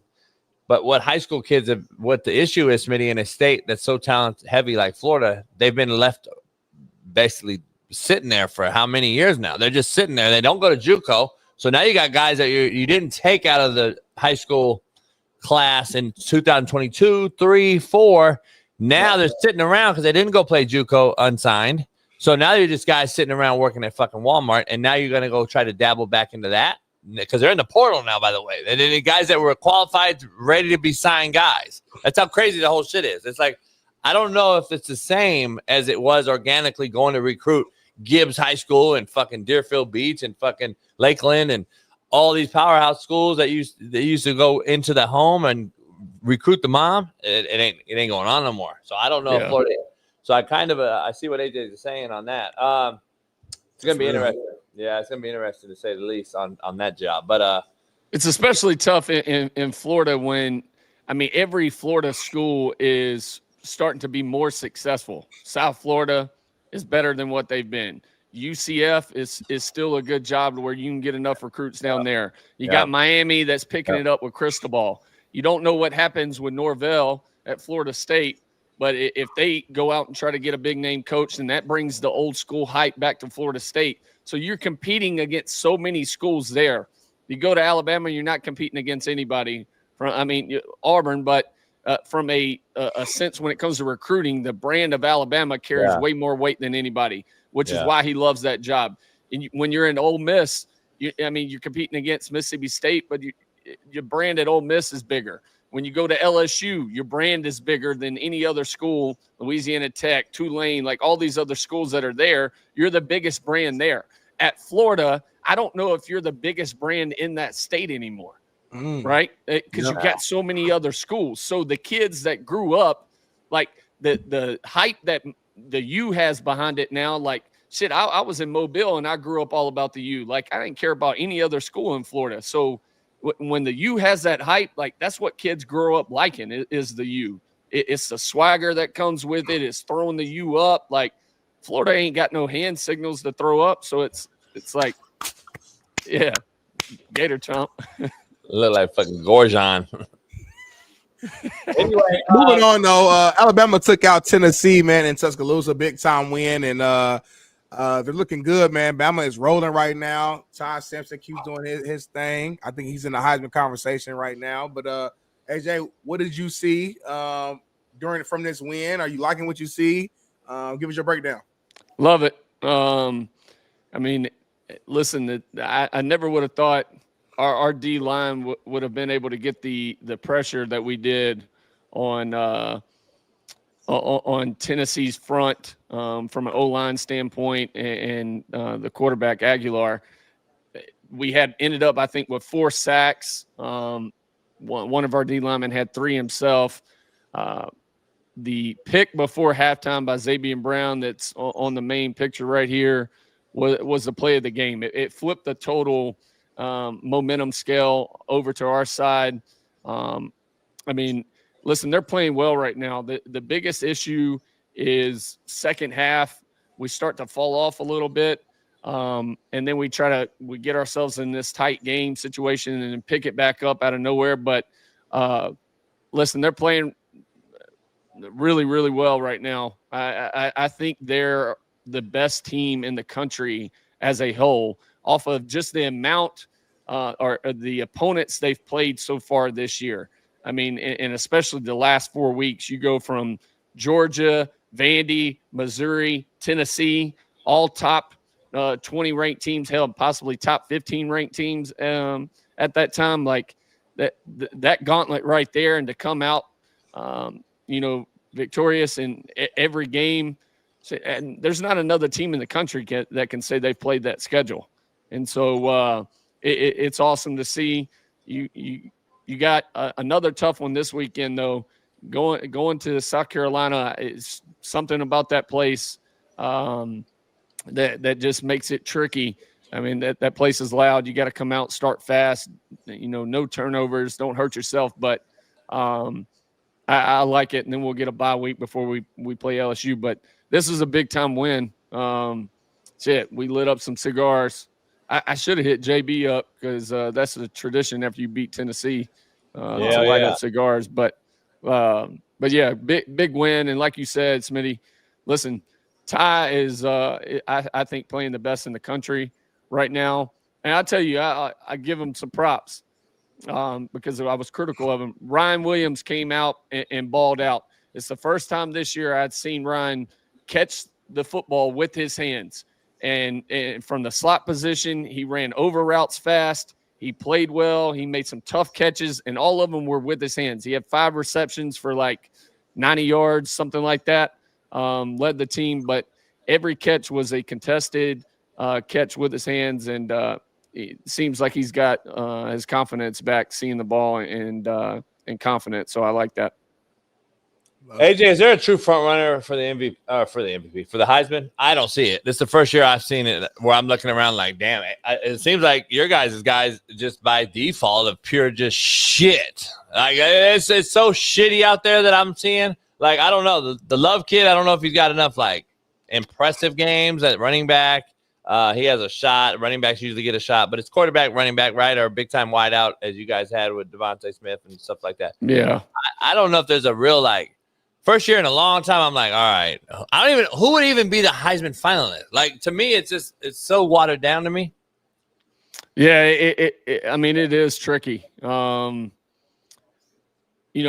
think it's shocking a little bit. And shit, I love Ty. I was high on Ty before, anybody else, just because I trained with him and knew him. But it's always shocking when a first-year starter is the leader in the Heisman talk. And I think he is the leader in the Heisman talk. I don't know if anybody else, you got Love from Notre Dame, but he hadn't really had the stats. Yeah. And with Notre Dame, Haynes King is getting a little bit of hype, being that dual threat quarterback. Beck, I guess, was in the mix, so they were undefeated probably. Now. Well, I use quarterback Mendoza. Mendoza. He's in the mix. You got the kid at Ohio State probably because they're going to be in it. Julian saying. Yeah, I don't know. He's been special though. He ain't really been special either. They're just winning, so it's like. And all the guys we thought about. Look at the guys we all put on this pedestal, as AJ said a few weeks ago. Like we put this Arch Manning up there. We put Clay Klubnik up there. Clemson's been shitty. He's been subpar.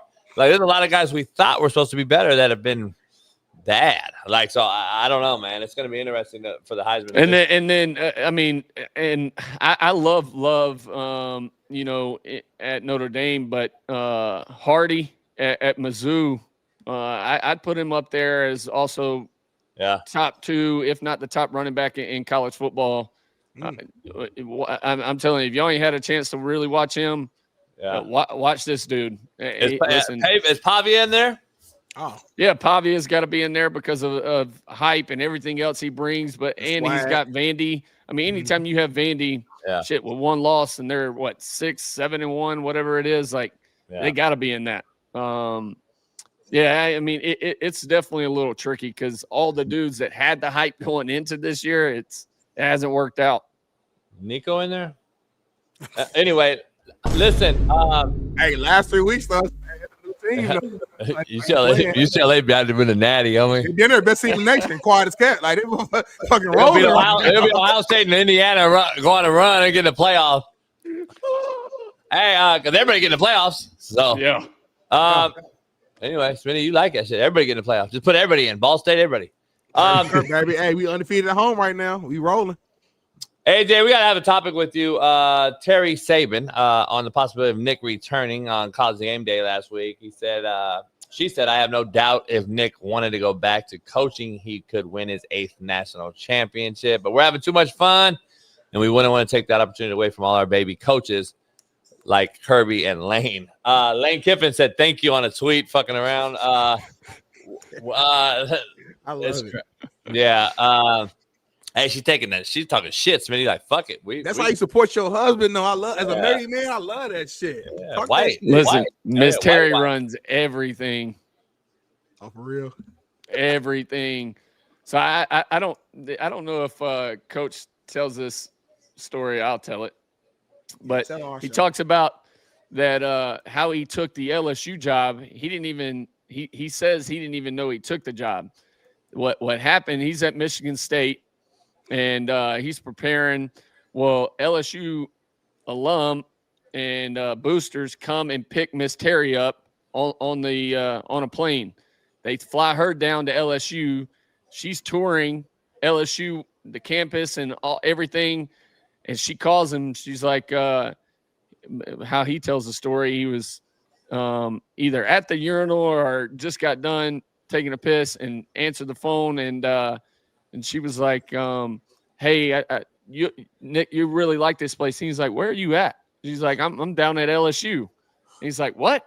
And she's like, I'm telling you, Nick, like if we just get the facilities up, the support down here, like if you just run recruiting, you can win and be successful down here. And he was like, well, we'll talk about it, And she was like, no, you. Like I told him, you'll take the job. Like you're going to be the next head coach here. He was, is how he tells the story. Now he could be bullshitting, but he said she took the job for him and told him his ass was going down there. I told JB ain't nothing like having a strong woman on your side. Yeah. JB's against it. But when you got the right woman on your side, it can lead to positive results, as we see here. Especially white moms. Here's the thing I gotta say.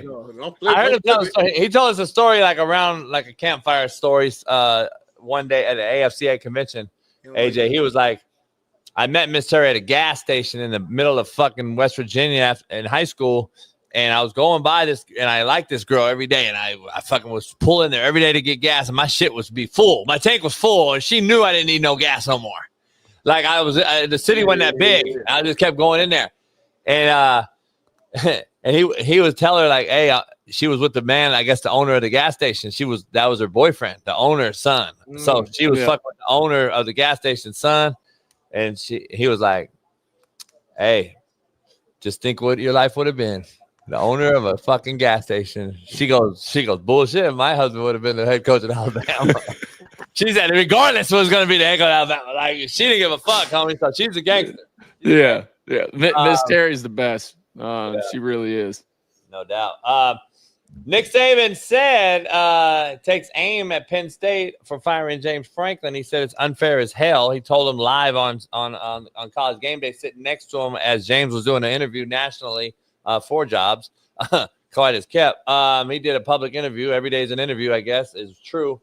But he basically said it is unfair. Do you agree with Nick on this one as far as Coach Saban said?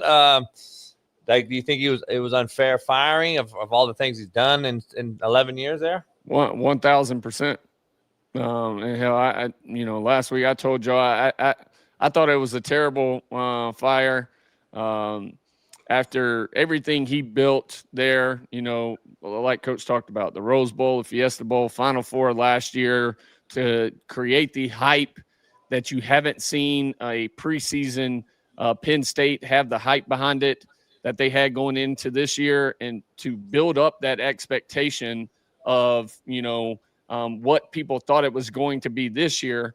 But the reason they, media made it their team try to seem better than what they are is because of the work he had put in and how much work it took to get to that point. Because when he took it over, Penn State was not that.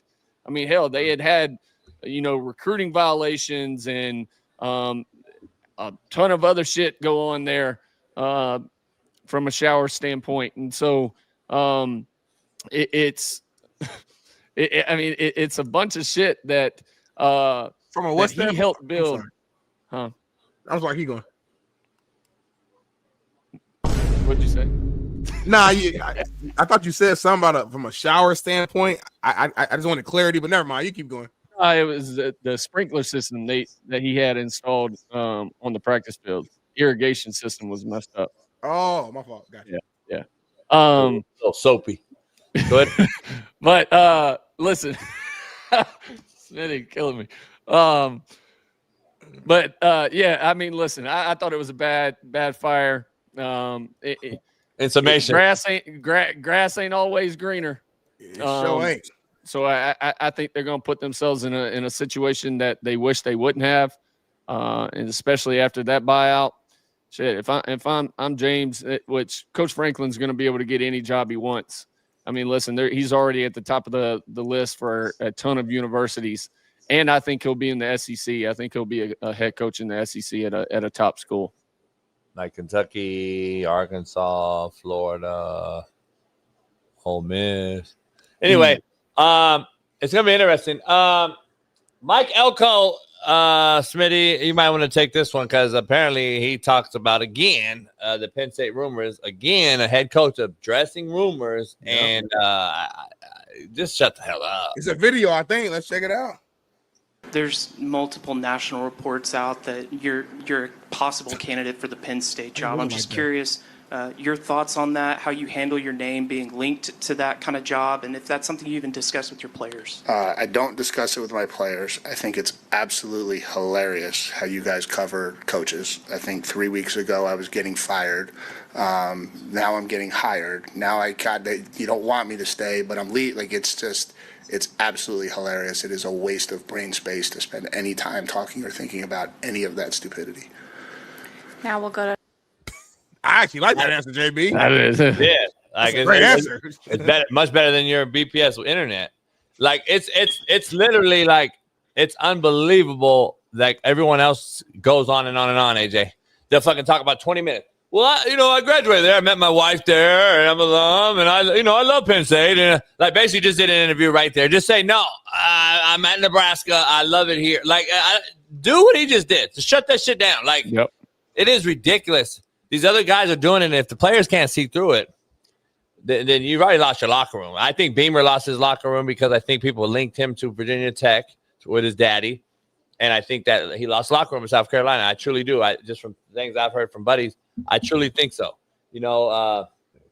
Bill, and you got the 20-year-old and all that. Like, there's a lot going on, man. A lot going on with all that shit. So, like, see, there's a difference between Miss Terry. Like, you could tell she knows. Boom, boom, boom, boom. She's actually grown up. It's crazy. Like, we got little girls and shit doing things in their locker room and Miss Terry ain't building no PowerPoints off of Photoshop.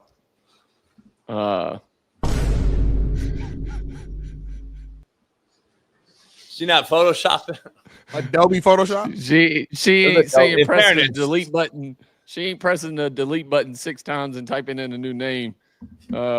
Spell it wrong. Miss Terry's gonna be behind scenes and just saying, "Listen, we're doing it this way." Spell it wrong. Yeah, but listen, Elko, you'd be crazy to leave. I love this answer. You ain't leaving A&M to go to Penn State. A&M's got stupid money. Stupid money. That ain't happening. No doubt. All right, let's get into some NFL real quick before you get out of here. Sean Payton, basically, him and future baby mama's wife is having a hell of a time going at it on Twitter. Sean Payton and Russell Wilson going back and forth. Take a listen if you got the video, Bailey. Respect for that organization. I spent 4 of my early years there. Coordinating Super Bowl, first game in this stadium before 9/11, close with the Mayor Tisch family, and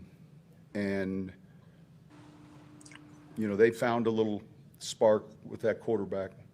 I was talking to John Mayer not too long ago, and I said we were hoping that change would have happened long after our game. Ooh. Took a shot at Russ. He took a shot at future baby mama's husband. And I listen. This is Russell's response on X. He clapped back. He said, "Classless, but not surprised. Didn't realize you're still bounty hunting 15 plus years later through the media. Yeah. And then he hit him with the let's ride. Let's ride. AJ, I'm actually happy for Russ, man. I am too. He takes a lot of shit all the time because he's such a nice guy and all that, and people think he may, get pegged and all kind of old shit that's out there. Rumors out there. Huh? I'm telling you, there's a lot of rumors out there about him, and I'm like, listen, I don't know. I love Russ. I think Russ was a top 5 player for a long time in this league. I thought he was elite. Big time arm, big time. Had big accuracy, made ad-lib plays. He was like that young Josh Allen, to be real with you. Like, he just made plays in the backfield. He was all kind of shit. But obviously, he's over. It's done. It's over. But at the end of the day, though, Cat's been taking shots at him. Former teammates, former play. Everybody takes shots at the motherfucker. I'm glad. I wish he would have cussed or something.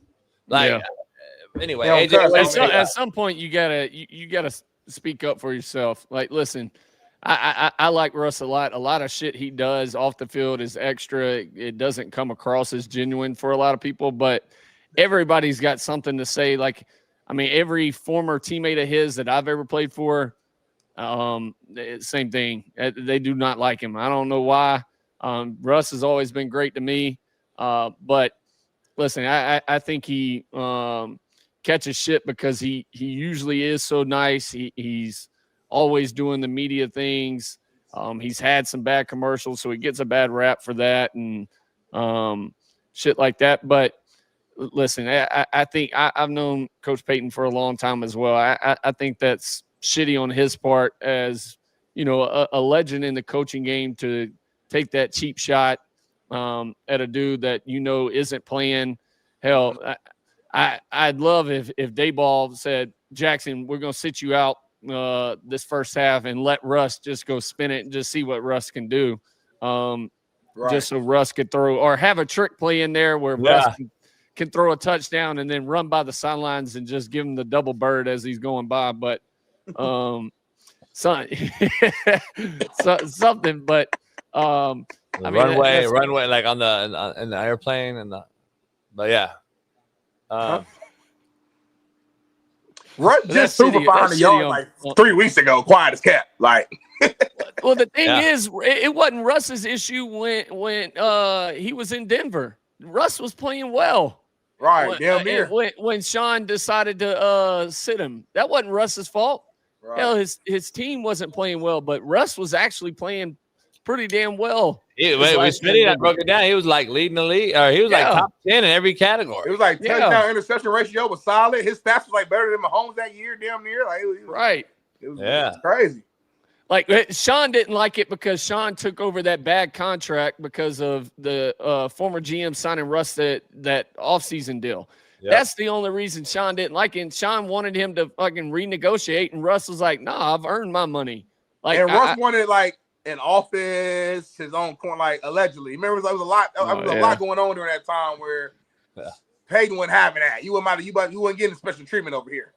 Yeah. Now listen, I have heard, and I think it's weird if it's true. I don't know, but that every teammate that was on that Russ has had in the past that I've been teammates with said none of them could pick up the phone and call Russ. Said they had to reach out to his assistant. Now that's odd. So to that point though, AJ, and like you're getting direct sources, like these are multiple people. At some point, as much as we say Russ is a good guy and this, that, and the third, if everybody's saying this, at some point the common denominator is Russ. We gotta look at him a little sideways. It's like, is he giving out this fake persona to the camera, and when the cameras are off, he's like this asshole that nobody likes? Like, I don't know. No, 100%. I mean, we don't know. Like I said, all I can speak on is I've played with guys that have played with him, former teammates, and been teammates with him for multiple years, and they've all said the same thing. So that is the weird part behind it. But I mean, I hate that Sean just took that shot at him. Yeah, that's uncalled for. Yeah, you got to be the better person in this situation. Yeah. Shit. Like, wasn't nobody even thinking about Russ at that point? For you to just say that, it's like, damn, he's really like on your mind right now still? Right. Yeah. There's two things I want to end with. The two things that just bug me. Dre Greenlaw suspended a game. I don't know if you've seen this. for running after a referee and using language. That's what they said after Sunday's game. NFL says Greenlaw verbally threatened the referee. What do you say? I'll beat your ass? Like, I don't know. Come on, I mean, he probably said, "Man, that's some bullshit. You ain't make that call, man. You getting paid? Man, shut the fuck up. I'll beat your ass." And his teammate grabbed him. That's it. But they won. Yeah. Like, I don't get it. I told your bitch that we was gonna win this game. No matter what calls you make, we was gonna win this motherfucking game. That might have been it right there. But one game for that? I don't know. I think Come here, pussy. You see how he ran off? Watch. So he's see right there. Go back right here. I mean, because he's on his ass from the beginning. Though. No, he looking for him, AJ. Like he looking for him. As he ran by him. Right here. Watch him push 40. The ref. Watch the ref push 40. Watch this. Let me see. Hold on. Oh. You macro, JB. I think he pushed the guy, and then I think he chased him around. Yeah. But I don't know what the ref's supposed to do. He said, "Hey, let me put your hands on my teammates, motherfucker." That's crazy. That's just what do y'all say? Ratchet? That's ratchet shit, homie. Just leave it alone. That old white man ain't gonna hurt you. Listen, Green. I like Greenlaw as a player, but he's had some issues from on the field, like getting so many personal fouls. I mean, he was that way in San Fran. So you gotta listen. You won the game. Let the shit go and let's move on. I know that's what I'm saying. If you lost, I see something different, but I don't know. You won. Bailey, if you could add that clip I sent you earlier, Tom Izzo. Take a listen to this. I don't know if you heard the context of this right here, but this has got to stop. This is NIL in its finest in this transfer portal and college athletics, period. Yeah. College athletics, period. There's a kid that played overseas in the G League, the NBA G League, and now he's fucking plays at Louisville. Take a look. You know, I'm going to get myself in trouble, but I listen to people talk of how kids changed. Kids aren't the problem. We're the problem. This was sprung on us again yesterday, where a guy can be in the G League for 2 or 3 years, and then all of a sudden he's eligible. Most of my people knew nothing about it. I don't think our commissioner. I mean, I am not real excited about the NCAA or whoever's making these decisions without talking to us, just letting it go because they're afraid they're going to get sued. So you're right. I said that this really bothers your coach if you're Michigan State fans. But if you want a silver lining in a cloud, I am going to call Magic tonight. I'm going to call Jaren Jackson, Miles, Gary, Max. You know, this just goes to show you how ridiculous people that are in power make decisions. I mean, you know, and I'm going to get killed because someone's going to say, well, if they go pro, it doesn't work out, shouldn't they be able to come back? Well, what about the freshman you recruited there? That's somebody's son. And he thinks he's got himself a good place, and all of a sudden, Shazam, they pull out of their hat and bring a 21 or 22-year-old in. To me, it's ridiculous. To me, it's embarrassing. And I love my job. I don't respect my profession. And I love my job. I don't respect my profession. Quote of the day. Hey, I've been saying it. This is an issue I have. The people in the chat that say that are like, "Stop bitching, Izzo." Blah, blah. You guys are like gay, but you're the issue. Yeah, you're the issue. That's you're the issue. Problem. You're the absolute problem. Is the ones that say, "Stop bitching, Izzo." You haven't like. First of all, he has one shit. Number one. Number two. He's probably a top 3 coach of all in college basketball. Number two, I want to be clear, like. You want your son to be recruited in the chat, but then you want a 21-year-old to come take his spot. Shut the fuck up. No, you're not. You're being the transfer portal that faster than a bitch getting fucked in the back of a goddamn church house. So Let's dive into this real quick, AJ. Where are you at with this? Because I'm with you. Like, this is ridiculous. Good for Coach Izzo. And the people in the chat, listen, you're the problem if you think this is right, because if this is your profession, not watching somebody's YouTube show, if this was your profession, where do the rules start and stop? Yeah. Where do they start and stop? You don't have a clue. And it's the fucking wild, wild west. And listen, you can't have this in sports. You can't not know, hey, what rules can I break? It's like going out and it being martial law and just everybody's free to do whatever everybody's carrying. I mean, it's the wild, wild west. You can't have this shit. So, AJ, let's say you win 3 natties and you don't go get drafted. You go to fucking the XFL first. And you didn't like it. And you go back to Bama? Right. Like, what? Grown man. That's why there's a 3-year sitting period for NFL players out of high school. Like, you got to be out of high school because you'll get fucking murdered at 18. Like, these kids, now it's okay, though, Smitty, in basketball for a 23-year-old to play a 17-year-old? Come on now. It's not fair at all. And he broke it down. Go ahead. Go, Smitty. I thought he broke it down beautifully. Like he said, think about those freshmen who are coming into it, like trying to chase their dream, and you're just snatching away their opportunity. I couldn't imagine like being in that position. And that's why you're seeing some of these. A lot of times we point the finger at the players for entering the transfer portal, but we don't know all the behind the scenes that's really going on with like these type of situations where coaches are basically like kicking them out without kicking them out, basically. You know what I'm saying? So I don't get it. And brother, it's a trickle down effect for everybody saying, stop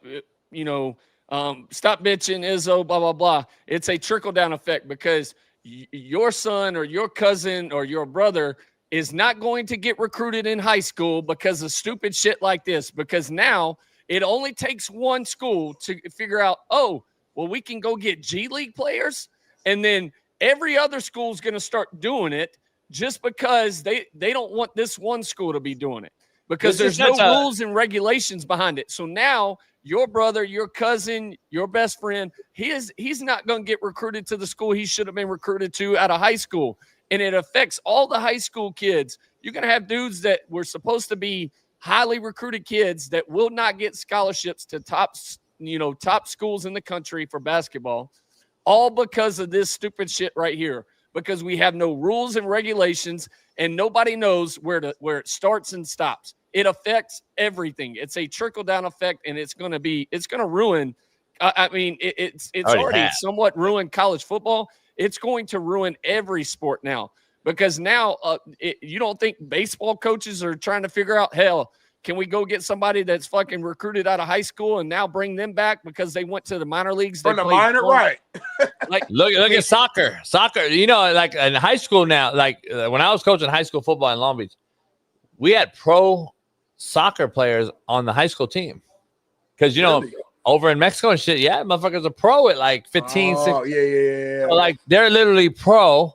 And like I learned a bunch of shit. Like other sports is different, like baseball, obviously, other shit. But this is such a macro level issue, AJ. Because at the end of the day, I think it's like, where did they just start throwing shit at the wall to see if it sticks? Like I want to know when the NCAA just said, you know what, there has to be a macro level thinking or some sort of rationale behind it. Like they didn't just start throwing shit at the wall. They've always been the judge, jury, and executioner. But why are they just throwing shit at the wall now all of a sudden? To me, it has to be either A, betting is involved in college sports and it's got too big. B, the money just from collectives and other outside commercials, like commercialized entities. Yeah. Or C, we become so woke and liberal that we're allowing everybody to get a fucking award. Everybody gets a reward, an award, no test score. So just come on out of high school at a 2.0. You can go right wherever you want. You don't even need to take the test. Fucking everything seems to stem from fucking COVID. And it's still going. It's crazy to me. Pavia's fucking 30 years old. Like, I mean, I'm just saying, we got so many guys. Like, come on, man. You played 2 years of JUCO. I played 2 years of JUCO. It's over. You fucking 3 years? Like, listen, man. It's all fucked up. It's trash. It definitely all started when they wanted everybody to get a trophy. And hell, I pulled our kid, my middle son. He played a 4 and 5 league in T-ball, and I realized after the first game they weren't keeping score, and I'm like, I ain't teaching him this shit. If he gets his ass beat, he gets his ass beat. Like he needs to know the scoreboard. He needs to be able to look up and see, oh shit, we're losing by 10, or we're losing by whatever, or we're winning. So he's already learning at a young age. I need to either work my ass off to get better, or I need to learn how to, when I have them down, put my foot on their throat and finish the job. I'm teaching my young ones at an early age that bullshit.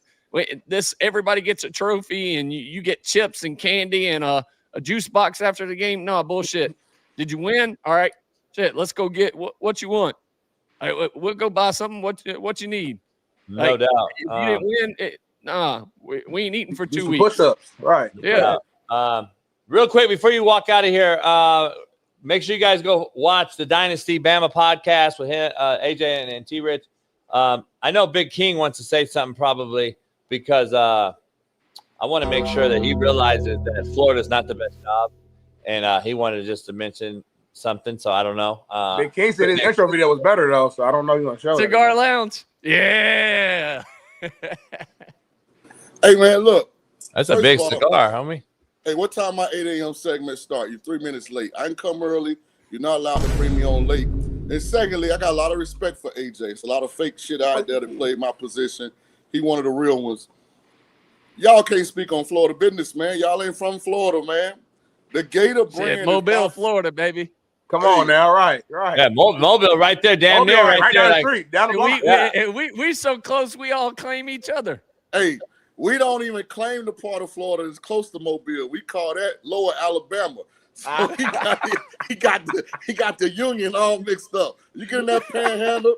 Shout out to Emmitt Smith and Derrick Brooks and all that. We call that shit Lower Alabama. Hey, the Gator brand is by far the strongest brand in the state of Florida. Like once you get super south, the U has a lot of credence depending on who the head coach is. FSU is kind of segmented in the state, but the State University of Florida are the Gators. And here's why I think Florida's such a good job. Have you guys really watched them play? They're as good 0 to 21 as damn near anybody in the country. Napier's getting fired for the same reason ultimately that Dan Mullen got fired. To a lesser degree, McElwain before him, they hadn't got quarterback fixed.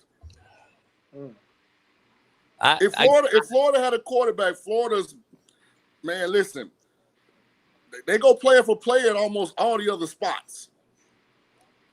Same thing with Mullen. Mullen had Emory Jones and Anthony Richardson. Richardson kept getting hurt. He really couldn't develop Emory Jones. Like, they end up, McElwain's best quarterback was the kid that threw the ball to Kyle Pitts that played that backed up in the Bucks for a couple years. Kyle Trask. But other than that, like they really haven't had a quarterback since Tebow. Like a bona fide, legitimate Heisman caliber player at that position. That's what they got to fix. I don't think you're wrong with anything you said right there, King. Like but I still don't think when I'm thinking of top 5 brands, I'd say from a branding standpoint, because I was just going off that. You said top 5 job. I'd put Alabama as the number 1 spot. I'd put Ohio State as the number 2 spot. I'd put Georgia job as the number 3 spot. I'd put USC up there as anybody that if that job opens up, everybody's going to jump on it. And then I'd even put LSU because everybody in the coaching world, if the LSU job ever comes open, everybody's going for it. Yeah. So that's why I'm saying top 5 jobs in the country. Those would be the top 5 jobs in the country to me, just based off of brand, location, everything else. Because I mean, everybody knows. I mean, it's what Saban built LSU off of. If you can lock down Louisiana, shit, you can win national championships there. The issue that I think Florida's a great brand. I mean, hell, I one of my favorite quarterbacks before Tebow, Chris Leak, was one of my favorite quarterbacks to watch. From out here. I mean, that's going back, way back. But I still think of other schools being a top school and a top job before Florida. And with the expectation and with everybody else being successful in Florida, and Florida still having that high expectation because you fired Jim McElwain after going to the SEC championship. You fired Dan Mullen after going to bowl games and SEC championships. Like, you fired these coaches, and it's like, shit, they're firing these dudes, and they had a way better record. Now you let Billy have a longer leash than what, a lot of people thought, because it just based off your past, but it didn't work out. Like, something's going on behind closed doors, behind the scenes that other people can't see, and they can't get the shit right. So that's why I'm saying, like, if I'm Lane Kiffin, where they're going to build a statue, they're going to rename the stadium after me. Like, if I just keep having success there, Florida's not a job that I want with that expectation to go win a national championship when I can win it. Let me create a counterpoint using your words. Yeah. You said Lane is doing his best job coaching ever because this team, from a talent standpoint, isn't as good as last year's team. That's the issue you mitigate by going to Florida. As long as you do your job from a recruiting standpoint, and I know you're not going to just focus solely on high school kids, but I'm saying the top 40 kids out of the state of Florida every year are as good as the top 40 kids across the entire country, generally on a consistent basis. My point being, you don't have to worry about showing up with less dudes than the people on the other sideline. All you got to do as an offensive guru that Lane is get quarterback fixed. Like, if you just think about the last decade at the University of Florida, they haven't been able to fix that position. But they still putting guys in the NFL every other position on the board. They had the Greer kid. I think he did well. He did all right. I mean, they've had a bunch of Will Greer, Emory Jones type guys. I'm talking about like a bona fide, either 4-year guy like this that just got that it. Maybe not an NFL prospect, but he's a winner. The kids love him, rally around him, or like a bona fide, deserving number 1 pick. Not an Anthony Richardson who was based strictly on potential and talent. He was hurt. He never really produced in Florida. But they haven't had a dude since Tebow. Yeah, I'm with you. I just think listen. Smitty, he hears him. Smitty, AJ hears John. Yeah. He ain't listening. But Right, exactly. and let me clarify something. Georgia's a better brand than Alabama. Because Georgia got way more high school kids year in and year out than Bama do. Boy, stop. You see multiple decommits from Georgia and flipped over to Alabama. Man, y'all was about to burn the castle down. Hey, y'all was about to burn the castle down 4 weeks ago, AJ. Sean just say shit to get shit going. He said popping, yeah. Hey, no damn way Georgia. Hey, no JB, damn way Georgia got JB, a bigger brand. Hey, JB, listen. After the Florida State game, they had to have somebody start the bus before the board got on there. That was just a couple weeks ago. They were finna burn the whole castle down. That's why the brand. That's how the brand. Because the brand is what it is. No, Georgia didn't panic. Georgia knew what talent was, baby. Nah, Georgia lost to Alabama in Athens, and they over there singing "Kumbaya." No, they still in love with each other. They got cigars, AJ. Yeah. By the way, I'm a big Ty Simpson fan. If you don't win one of these while you're at Alabama, everybody's trying to come for your head. I like it. Did he show yours? Hey. Oh, my bad. Huh? I gotta get my Tulane one too because that thing say undefeated. Ain't a whole lot of people walking around can say they won every game. Hey, that's a Tulane. Hey, listen. I know. Next show, we both be on at the same time. We gotta come on. We gotta come on with Sheldon's on. Yeah. Man, I can't wait to get Sheldon. So I sent a message to Sheldon yesterday. He plays D-line for the Commanders, Redskins, Washington football team, whatever they call these days. And I told him they D-line is ass right now. And he argued with Darnell and JB that they weren't. Don't call me Darnell. Oh, my bad, Smitty. Yeah. And I sent the stats. You're shitty right now. Internet's I said Dallas just rushed for 5 yards and carry on y'all, 152 yards. That dropped like 30 times and y'all sacked it once. Like, man, what the hell was Sheldon talking about yesterday? He said, watch the tape. That's all he said. I did watch the tape. That's why I came up with the opinion. You didn't watch the all 22, though. Be real. Dog. 5 yards per carry, 30 dropbacks, 1 sack. That means they didn't stop the run nor rush the quarterback at a high, efficient level. But context matter. Maybe the ball was coming out quick. 30 times. Hey, AJ, you've been out here for 2 hours. We can't thank you enough. Hey, AJ, my guy. Head on. And Sean, before he leaves, you said what? You're a big who fan right now? Ty Simpson. Oh, yeah, my number one quarterback in the country. Told y'all. Slinging it. Yeah. He's slinging it. So she said. AJ, we'll see you next week. Good luck. Appreciate y'all, fellas. All right, brother. Peace. Peace. AJ McCarron, man, 3-time national champ. Hey, man, look, I love AJ, man. He's one of the top 3, guests that we have on the show. Nate, who's the 3? Who's the best 3 then? Steve Kim, AJ McCarron, and I'm gonna go with my guy in San Diego. Edo? Yeah. Mm-hmm. Yeah. So you're not in the top 3? No, I'm part of the show. Like, I'm a core part of the show. Yeah. So he went over the guest. He just like, I'm a host. I'm a host. Like, I'm the guy. I didn't say host yet. I said core part of the show. Need to be though. You at least your internet work. Whose video is better? Yours or JJ? I mean, I like AJ, so I like AJ, so I can't, maybe we put a 2-lane clip together and we could compare, apples to apples, but orange to orange. Yeah. Interesting. We're forced with you right now. Internet's fucked for Smitty. My internet Gucci, dog. You know how much it costs to be a member of this cigar lounge? We got elite internet.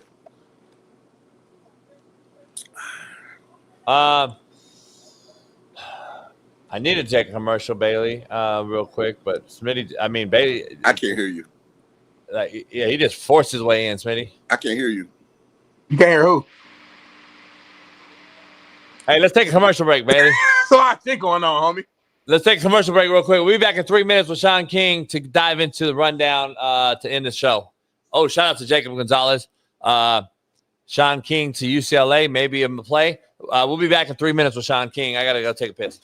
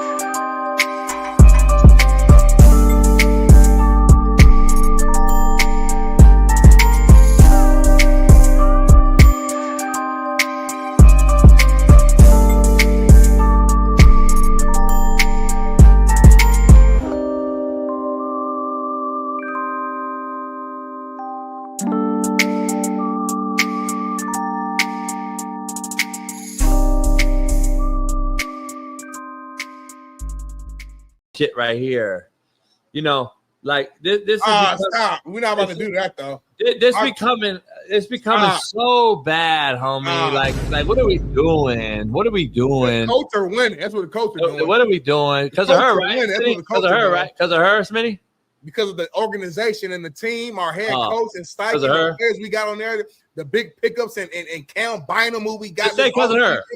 Just say because of her. Who made the big time kick at the end of the game. Because we stay together. Oh, man. Alone. Hey, I picked them. I won some money. I had a good weekend, by the way. Here's the issue. Here's the issue, though. What's the issue? The penalty, to me, was bullshit. And Denver should have won the game. You get those all the time. I don't want to hear no woulda, coulda, shoulda, homie. It's football. It's bad penalty calls throughout the entirety of a football game. You still have to go out there and make the kick, and the coach still had to be in position to even get the fucking field goal. When it's your team. Hey, Sean, when it's his team, it's good. It always happens. But if it's his team that it happens against, then they got fucked. You notice how that works? I've been on that side of the fence so many times. So when it finally benefits me, I'm gonna. Hey, Bailey, can you put the owner with the headset? Can you put the pick back up? I bet before you say what you about to say, Sean, it better not be any disrespect to the late great Jim Irsay's daughter who just wants to listen in. That's all she's doing. She's the owner of the team, whether y'all like it or not. And she's listening in to what's going on so she can continue to learn and know what's going on with her team. She owns the team. So go ahead, Sean. So I'm talking to Carly Irsay. I'm going to take the hyphen Gordon out of this because obviously he's not having any influence on what you should and shouldn't do. I read a statement where you said you wanted to listen in so you knew if the people talking on the headsets knew what they were doing. Okay, that's all good and well, but now why are you listening? Because by now you should know if the people you're listening to know what they're doing. Now you're just being nosy. That's it. Woman. Yeah, you're being overbearing. You're being intrusive. Because you've already found out why you said was the reason you put the headsets on in the first place. Right? So you've listened to multiple games of the communication on the headsets, right? So you should have a great idea about if you think Shane Steichen and his staff understand and know what they're doing from a football standpoint. Now you need to take the headsets off and go back up in the owner's box and just be an owner. Because this is intrusive. This is just being nosy. This is trying to be seen. Fuck a amen. Pray.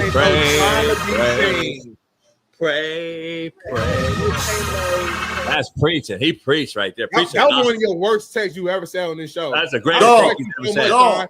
That's the greatest take he's ever had. That's one of your worst takes I've ever Greatest Sean King take ever was right there. That was the worst. That was the greatest take ever. Greatest take ever. She's not bothering nobody, Sean. She's not telling them what to coach. She's being intrusive and nosy. Maybe there's something that they want to say that they need to communicate that they may be hesitant to communicate because she's on. She's not tripping. She, you don't know Carly. That's the problem. She say what you want to say. Man, you don't know that woman either, man. No, Carly. I'm a coach. I've been around the Colts since I was knee-high. I played for the Colts, man. And that's why you scored. They did you wrong in your head. That's why you scored. Ding, ding, ding, ding, ding. The real story just came out, Sean. No, me and Jim Irsay were actually friends. Like, if we saw each other, we know each other. We act like it's his fucking daughter.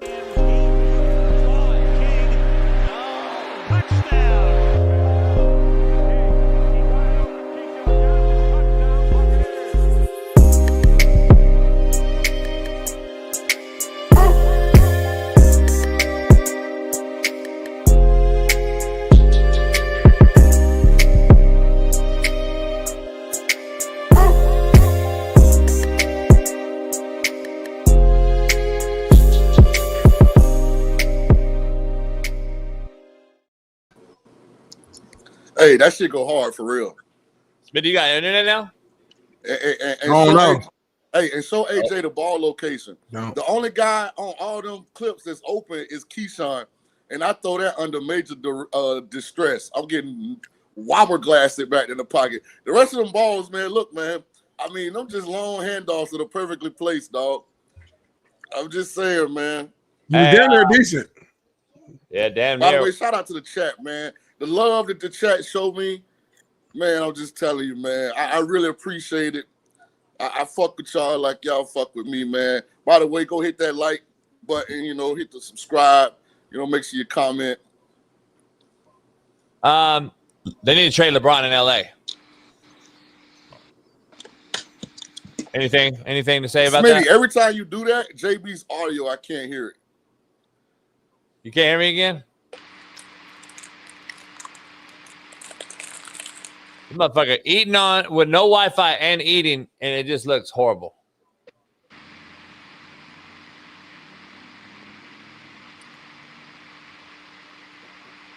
Take this motherfucker out. You hear me? Yeah, I can. Every time Smitty reset that damn cricket or whatever the hell he got over there, it makes I can't hear you. Let me see now. You hear me? Yeah, now I got you. It's just Smitty, man. Smitty got us. What do you call it when you got a virus? His generation is very enabled and entitled, homie. Gimme. They don't want to do any real work to it. He should have just drove out here every day. Like, it's real simple. It's real easy. What's funny? Yeah. I've been to your house before. I ain't gonna side with you on that one, dog. You live out there in the boondocks, man. What's funny, homie? Now it's just funny shit. I can't hear Smitty. That's hilarious. You can't hear Smitty now?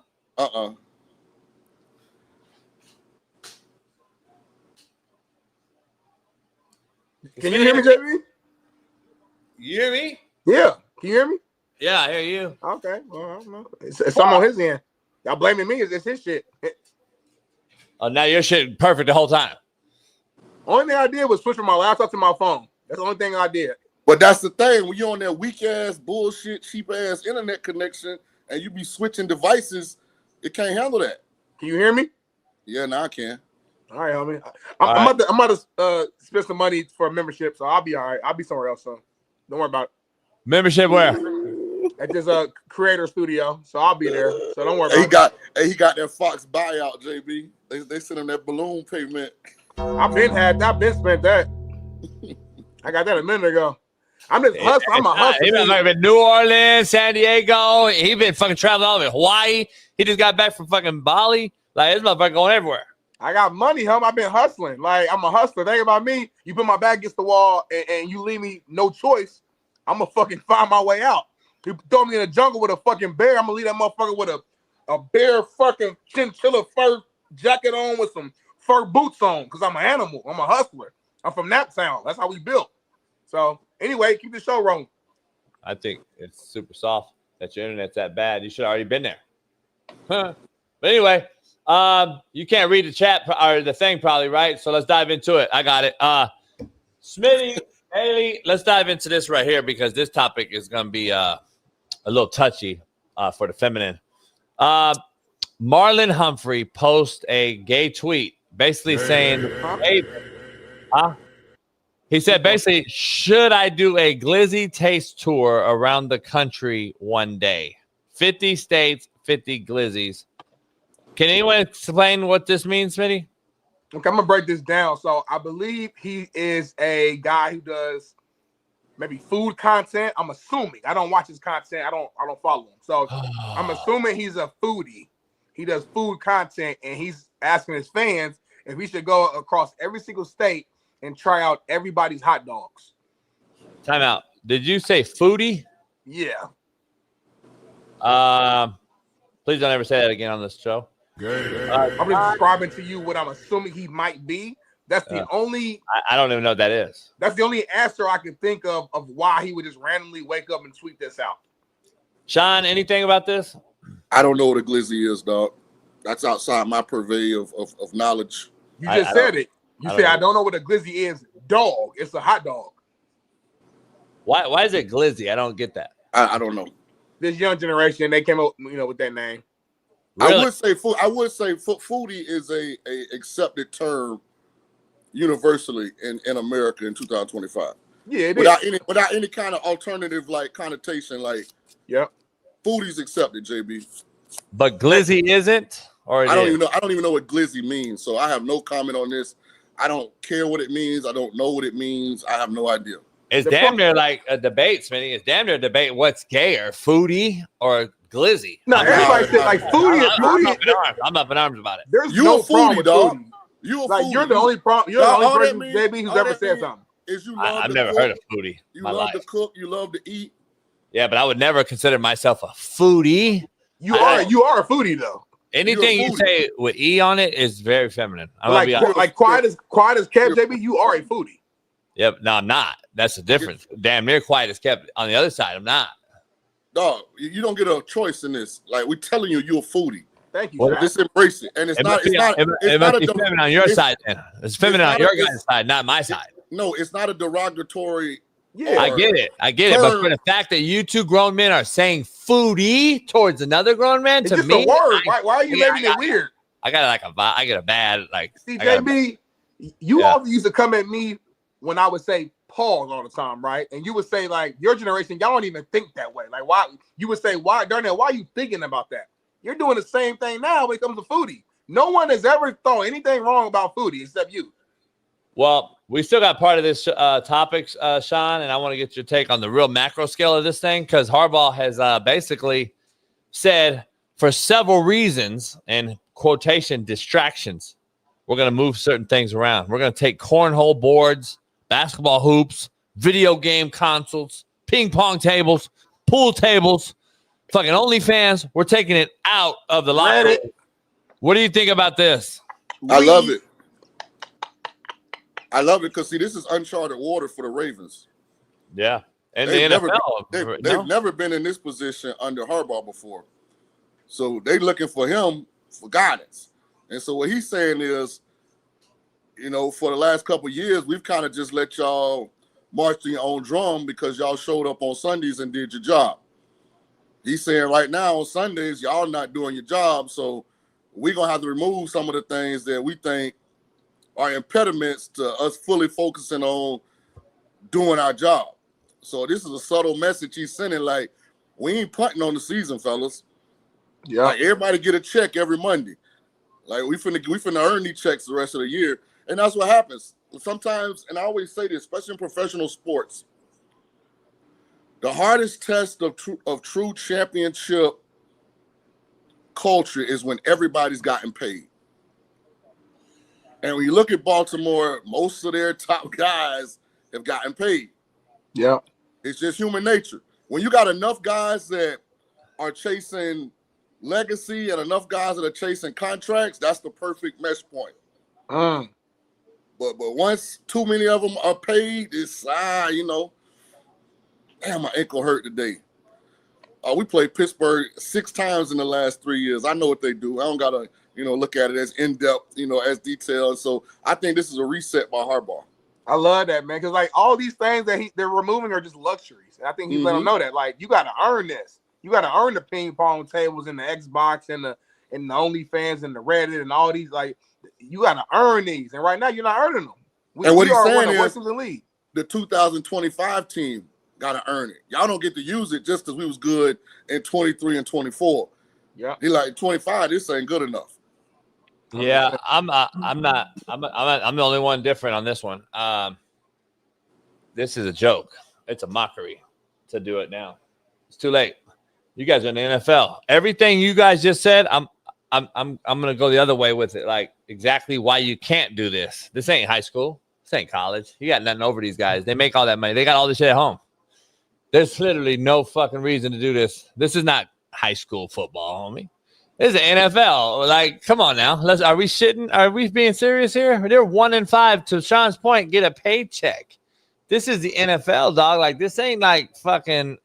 I'm seeing a different thing here. Like, to me, it's kind of like now we're the amateurs. Like, now we're like little kids. Now we're little boys. These guys don't give a fuck. They don't listen to coach. No way. So are you saying there's no way to motivate a team that's struggling? No, but here's the thing, though. Now you're going to listen to them at 1-5. Now you're going to listen to them because you took our video games away? Come on, homie. We're grown men. I can see if you're a little kid and you get your shit snatched. You piss in the carpet and you rub your nose in it. That's different. You're 1-5 on a shitty football team. This is too late. Like, no, because the head coach did some like shock treatment. I get what you're saying. Like, they got money in their NFL, but they're still competitors.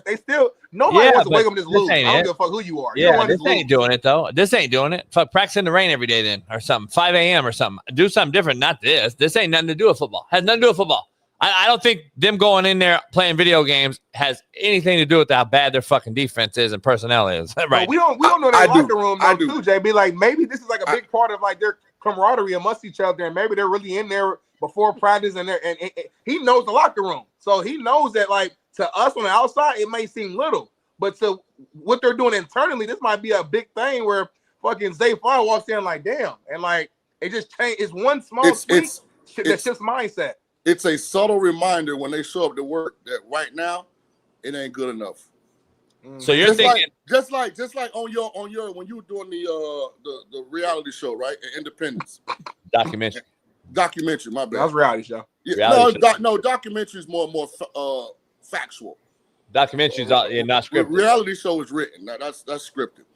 Hey, and you had called that fucked up game, and you got in front of your team, and you said, "Listen, I'm gonna go home, get my yak, smoke me a stick, and get my shit back together." This is that for them.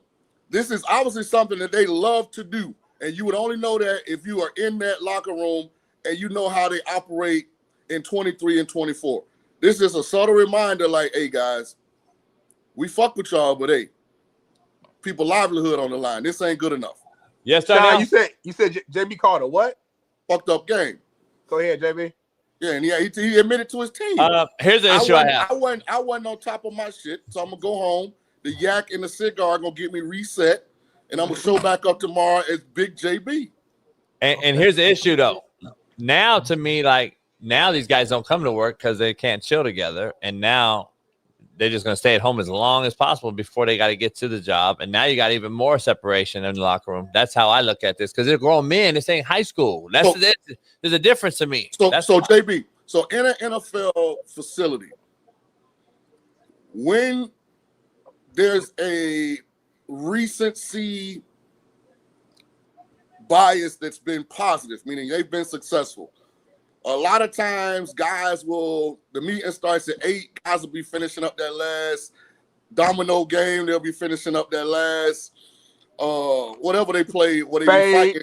Well, no, what they be fighting on the video game. They will finish that shit up at 7:59:35 and run into the meeting room because they winning.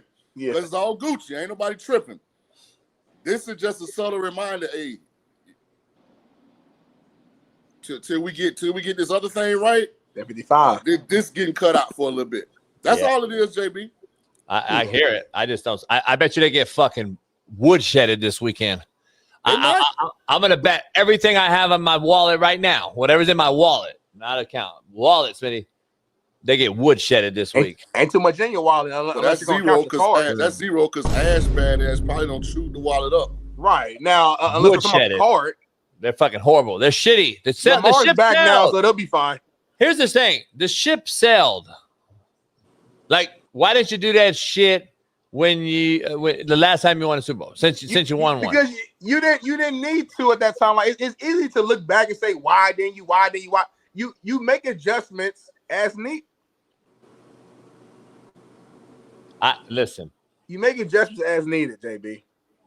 You don't even believe the shit you saying right now, JB. Let's go on. He doing different clicks and likes right now, Sean. You're right. I'm gonna move on to the next topic. Nah, really, anyway, I'm not. It's a hell of a. We can talk about it for 30 more minutes. Like I don't want to though. We got another topic. Like, Lamar's hitting the blunt. He walking around. Lamar don't smoke weed. Stop. He doing all that shit. He's like, fuck. I don't even want to be around this team. He don't smoke weed. You know what I'm saying? Huh? He don't drink. He don't party. Like Harbaugh. This is all because he don't like Harbaugh. He biased.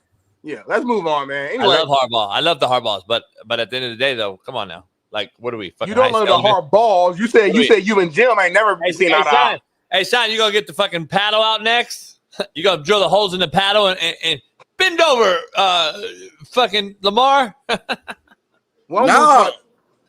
But you know what happens in these situations? They get paid the 1st and the 15th, dog. Just like you said, they get paid the 1st and 15th. They got all the same shit at home. I don't get it. But they ain't home. Thank you. But they're not gonna spend more time in out. So you think they're gonna spend more time in the locker room now because they don't got shit? No, but when they're in there, hey, they're gonna have a subtle reminder that nothing but work. We ain't here to get to work. Should have been nothing but work anyway. It's a fucking NFL. Hey, there's a human component that goes with everything, right? Right? There's a human component, right? It's imperfect in this form, right? No matter how good of a person you are, there are imperfections in this human form. Right? So people can become complacent, not out of malice. Yeah. You know, just because sometimes it kind of, I think I'm doing more than I'm actually doing. So this is a reminder from Coach Harbaugh to his team, y'all are not doing enough. Yeah. And so I trusted y'all with all of this extra stuff to do your job at a high level. I don't feel like I'm getting that, so I'm going to take some of this extra stuff out as a reminder that we need to do more. We getting our ass kicked, so we need to prepare harder than we have been. We need to get to the meetings a little bit earlier. That's all this is. And guess what? JB? And guess what, JB? The ones that don't buy in, watch what happens at the end of the year. Yeah, out of there. Get out the club, homie. Hey, I would love for you to walk in there and tell Ray, Ed, and Ray ain't there no more. Ray ain't there no more. Ed ain't there no more. Tell them motherfuckers, hey, they're not there no more. We're taking this shit. No more. Don't matter. They got the ping pong. You ain't won since they were there, though. I know, but they got all that stuff. You ain't won since they were there, though. They got all that stuff. You know what you need to do? Them did. You know what you should do? Take them up to a titty bar or something. Fuck all this other bullshit. You want to do something different? Take them to a titty bar. Shit. Taking away their. You sound like a caveman. Hey, Smitty, you can't play PlayStation today. Don't play Madden. It sounds damn near calm. It's like I'm embarrassed hearing that what he did. I'm embarrassed. Like we're in the NFL. And you know me, I'm the asshole of assholes. I'll fucking take your shit. But this is NFL, though, homie. They already don't listen to you. But, I mean, you got all these young generation makes up most of the team. These guys love playing the games. And you keep saying NFL, but it's a lot of 22-year-olds on that team and 24-year-olds. You know what I'm saying? So, exactly. They don't listen to you anyway. My point. Baby, what you saying is they're fucked. It's like, don't do nothing. I told you they're fucked since week 1, didn't I? But what you're saying, if you're in the NFL and your team is struggling, there's nothing you can do as a head coach to shift mindset, shift play, shift. There's nothing you can do. That's a Sean question to me. Hey, I take them to the strip club as a group. That would be the law of diminishing returns. That would be with 2025 athletes. There's no way you can do that. That's opposite of what you think. There's too many guys. Answer Smitty's question. What he said, because hold on, because there are too many guys in the group that can't handle not being the big dog. Yeah, ego. That's why you don't see a whole lot of teammates out together. Because when you go with your homies, you funding the whole trip. Everything funnels to you, right? You go in there with 3 other Pro Bowlers, potential Hall of Famers. Hey, not a little peanut butter thing with the nice boobs that Whitlaw was talking about. She goes somewhere else. Now you all in your feelings. Let's move on to the next topic, man. Coach owner Carly Irsay Gordon, man, was on the Indianapolis sideline hyping up the players while they were dominating the LA Chargers, like I predicted. If you guys know, man, Irsay, man, you know, she's extremely involved with the team in meetings, you know, on the sidelines, really helping change the culture, man. Of the players, they all love her. I've seen multiple, you know, interviews and stuff like that where they talk about just her dedication to the team. We're rolling. We're the best team in the NFL right now. Quiet as kept. We got 2 MVP candidates in Indiana Jones and Jonathan Taylor, best O-line. And we're rolling right now. So. Hey Bailey, go back to that last interaction again. Let me see that one more time. Let me let me see. Okay. Yeah, we don't want to let everybody know what's happening. Come here, girl. You know I love you. Ooh, be careful down on that. Be careful on that sideline, shouting. Don't disrespect. I ain't disrespecting him. I just say be careful on that. Don't disrespect though. Don't disrespect though. I ain't disrespecting. The fact that your mindset immediately went there. Lets me know the immaturity level that you still have, even as a 55-year-old man. First of all, I ain't nowhere close to 55. Secondly, it's called experience. And thirdly, it's called, I didn't call nobody out their name. I didn't accuse nobody of nothing. I just said, be careful. Man, listen, this the real show on Planet ERF. We know what you meant, homie. Ooh, rewind that Bailey, rewind that Bailey. Ooh. I just want to see it. I want to see the body. I want to see the body language. Look, she went to hug him. Then he was like, "Hey, you know, my girl there. I don't worry about it. Yeah, I don't have nothing to say about it. Only thing I'm gonna say. Be careful, Carly. Yeah, only thing I'm gonna say is Darnell. She's not letting you hit, so I don't get the defense. This segment is brought to you by Popeyes, man. Go get your Popeyes today. She's not letting you hit, so I don't know why you keep defending this. Like, I don't know. I support my organization. I support my team. I'm from Indianapolis through and through. At the end of the day, and we're the best team in the NFL right now. And you know what? I don't have a problem with her being a fake looking ass. Fake ass Kardashian. What the fuck she look like? Fake ass Kardashian looking ass. Richer than you, Jason. No shit. She inherited from a man. You'll never see her money, homie. You'll never see her money. No shit. It's not her money. No shit. It's not her money. You'll never see her bag, homie. Hey, show me that she earned it. She been working the whole time. If you know the story, make me a sandwich. Bitch, make me a sandwich. She been working underneath her daddy the whole time. It's like Jenny Buss was working. Make me a sandwich. Jenny Buss was working underneath her pop. Stop. Make me a sandwich. Shit. So motherfucker, make me a sandwich. Oh my word! Look at that finish. You see what I gotta deal with that on the daily, Sean? Hey, you act like she earned the money. Stop. She been working underneath her day the whole time. Hold on, JB, hold on real quick. John said he played for Irsay and knows the lady and said straight out, like, I know Irsay. You act like she gave the money to Irsay. Like this is a deep conversation, though, like Sean King, and I'm glad you're on this show because I really want your perspective on a serious note. Why do we disrespect kids who are beneficiaries of their fathers or their mothers being successful? For example, Sean King, you are a successful man. You a guy who was a great college athlete, went to NFL, had a hell of a career, Super Bowl champion. I'm not counting your pockets. I don't know what you got, whatever. But just hypothetically, if you were able to put your kids in a position that can benefit them, whether it's a private school, whether that's a certain internship that maybe you couldn't get in because of your upbringing. I don't see why are we dissing the kids of the parents who like that's what you do it for, right? Hold like, on, who's you dissing do that to, so why are we disrespecting her? Who's and saying, dissing them? She ain't do shit. Hold on, homie. Nah. What she's done under her dad. Own up to what you said, I'm asking Sean, by the way. I don't care. You're wrong. You're asking a question that doesn't even exist, homie. I didn't disrespect her. Your ass said she made me look broke. No, she don't. She didn't earn that motherfucking money, homie. Don't start none, won't be none. I never said she a broke motherfucker. Your ass said your ass said she got the most money. She got the money. You ass said she got the money. You said JB mad because she got more money than you. No, she don't. That's what I said. She inherited the money, homie. It's a big fucking difference. Mike, she got it. She inherited it. You're salty because she got money. I'm not salty at all, motherfucker. I never said it. I never said she was anything. You said she got more money than me. Bitch made me a sandwich. What does that mean? I said it after.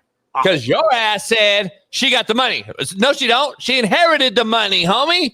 Stop. You know what you remind me of? You know who else inherited money? Jeannie Buss. She just I bought up Jeannie Buss. Yeah, I bought up Jeannie Buss. She ruined the Laker organization, by the way. Got a championship out of it. Stop.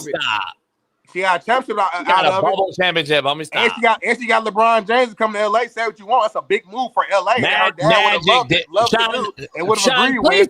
Sean, correct this guy. Magic got him Regardless, there. Magic was underneath her. She's the fucking owner. And guess what? And guess why he left? Guess why he left? That was her decision. Why did he leave? Because of her? What are you talking about?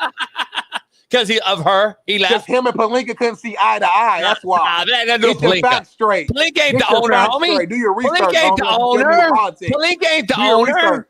Now Palinka's the owner. Palinka was there making decisions, and him and Magic were not seeing eye to eye. Do your research, homie. I mean, you got more excuses than the attendance. I'm giving you facts. I mean, I got more excuses than the attendance. You live off opinions. I live off facts. That's different than you. So two things. Please. First of all, I love Magic to death. Like, if you could ever be somebody else, like Magic will be one of those people outside of the disease that he just look like he always having a good time. You like his son? Cut it out. Hey, but Magic drafted Lonzo Ball over Jason Tatum. So let's take Magic and GM and that was Palinka's fault. No, that was Magic. Remember? So it's only Palinka's fault when Magic don't see eye to eye, but not for the picks. Got it. But when we look at the subsequent decisions post Magic, they look a lot better when it's just Palinka in charge. Magic drafted Lonzo. 40-year-old LeBron does not look better. They look horrible. He got a fucking ring and ain't been in the West Coast Championship. So say what you want. I know the ring. Somebody has to win. Hey, let me speak to the nepotism part. Please. I think you got to judge it on a case-by-case basis because it's not always the same. There's some kids that are gifted opportunities based on the success of their parents that don't take advantage of them. They just inherit them. Right. I don't know her personally. She might have worked her ass off, got great grades in school. Football might have been a passion of hers since she was a little girl. Since her dad, who was very visible as the owner of the Colts, is no longer here, maybe she's a representation now of the family.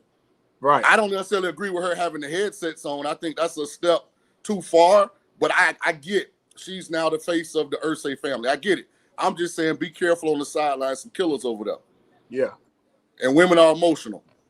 That's all I respect what you just said 100%. Yeah. Thank you. So I don't group everybody in the same boat like JB.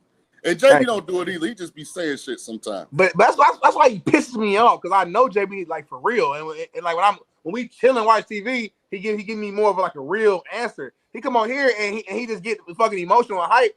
And everybody's this, everybody that, everybody on food stamps is just fucking spending money on weed and fucking weed. Everybody, like, ain't no everybody. Stop saying that shit. Anyway, the Raiders. Why did you go back to that? Why did you go specifically to that? Huh? Why'd you specifically go to food stamps? That was the topic we had earlier today. The Raiders met with star defensive end Max Crosby yesterday to let him know that they are not shopping him and they won't trade him, while other teams are interested. The Raiders aren't interested in moving their best player, and Crosby wants to stay in Vegas.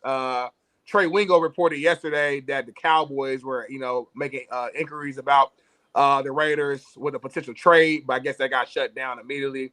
What y'all think here, man? I mean, I would love to see Max Crosby on the actual contender. He's to me, he's top 5 DN in the game. Just But- high effort, 24/7. I hate to see him on a bad organization for his whole career. Here's the truth about the Raiders.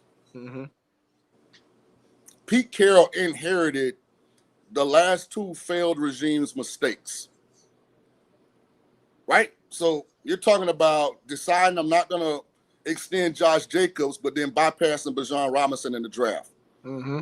You're talking about having a chance to put Jalen Carter next to Max Crosby, but drafting the end from Texas Tech, who was injured during the whole draft process, couldn't work out, didn't get sacks in the big light. So he's inheriting those mistakes. So it's going to take him 2 off seasons to get the roster to a talent standpoint where he can be successful. So why would you get rid of your best player when everybody's under the same budget? Problem is, I don't know if Pete got 2 off seasons. Oh, yeah, Pete look young, dog. Pete more active than all us. No, I'm not even talking about the age. I'm talking about just in today's coaching landscape, man. It's like, what have you done for me lately? You know, this season is gone to shit. He have another bad season next year. But, I don't know they're going to stay with him. Let's do this, because this is a really smart and intelligent show. This is where people come, they listen, they learn, they get entertained. The NFL got a lot of games left. Ain't no exacts on nobody, good or bad. Yeah, like it's just as many games left to play as have been played, so you can turn around the whole narrative on your season. I lie why Harbaugh took some of that shit out. The Ravens season ain't over. He's trying to reset their focus. The Raiders season ain't over. Like, but I just don't think the Raiders got enough good players. I mean, look at what I went. Brock Bowers has been hurt most of the year, right? Yeah. They are lining up with Ashton Genty, who's talented but unproven. Jacoby Myers, their number 1 receiver, has been injured, but he's not a number 1 or 2 on most contending teams. They got Trey Tucker. They got the rookie Beck. Like, they got a lot of guys who might have talent but don't have resumes.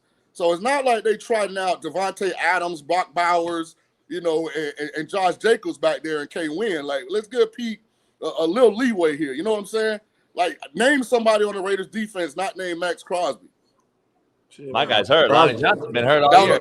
That's what I'm saying. So it ain't like, from a roster standpoint, they bottom 3rd in the league. So you got rid of Jack. You got rid of Jack Jones. But Sean, Pete Carroll knew that, and he took the job. So when you take the job, ain't no excuses. Well, Pete Carroll's the one who said, "All I do is win 10 games a year." He said that. He put the pressure on himself. I didn't say that. It's not about excuses. It's also about being realistic. Now, if at this point next year the team don't look like they've improved, like once we run this out, they get another off season to upgrade their deficiencies, and after 7 games next year, they sitting there looking abysmal, then okay, I think you got a real conversation. All right. Let's move on, man. I want to get your take on this because this is who I thought he was, and I said it yesterday. Smitty and I, Mike Evans is out and broke his clavicle. Damn, man. Yeah, he damn near died. Balloon ball damn near killed him because that's what your guy Baker Mayfield does. He puts guys out there. He actually, I watched. It was a great throw. I actually counted 6 balls. I counted 6 balls that should have put guys in the hospital. If it was played in the 90s, there would have been 6 guys in the hospital. This wasn't one of them. It was one of them. This ball was behind the 2 guys hit him. 2 guys got. Not only did 2 guys hit him, 2 guys hit each other too on the same team. So that means there was 4 motherfuckers around the ball. Stop. Listen, this was not one of Baker's better games, but this was a great throw. This is Baker when the lights are bright. Oh, he fell on the ball, on his collarbone. I think the wind got knocked out of him. He broke his clavicle all in the same play. Got concussion. It sucks because he had tied Jerry Rice for most consecutive 1,000-yard receiving years, and now because of a hamstring and then a clavicle, he's just gonna end up tied with him. That shit sucks, man. I'm pissed. Do we have the play? Can we show that play or no, Bailey? You have the play?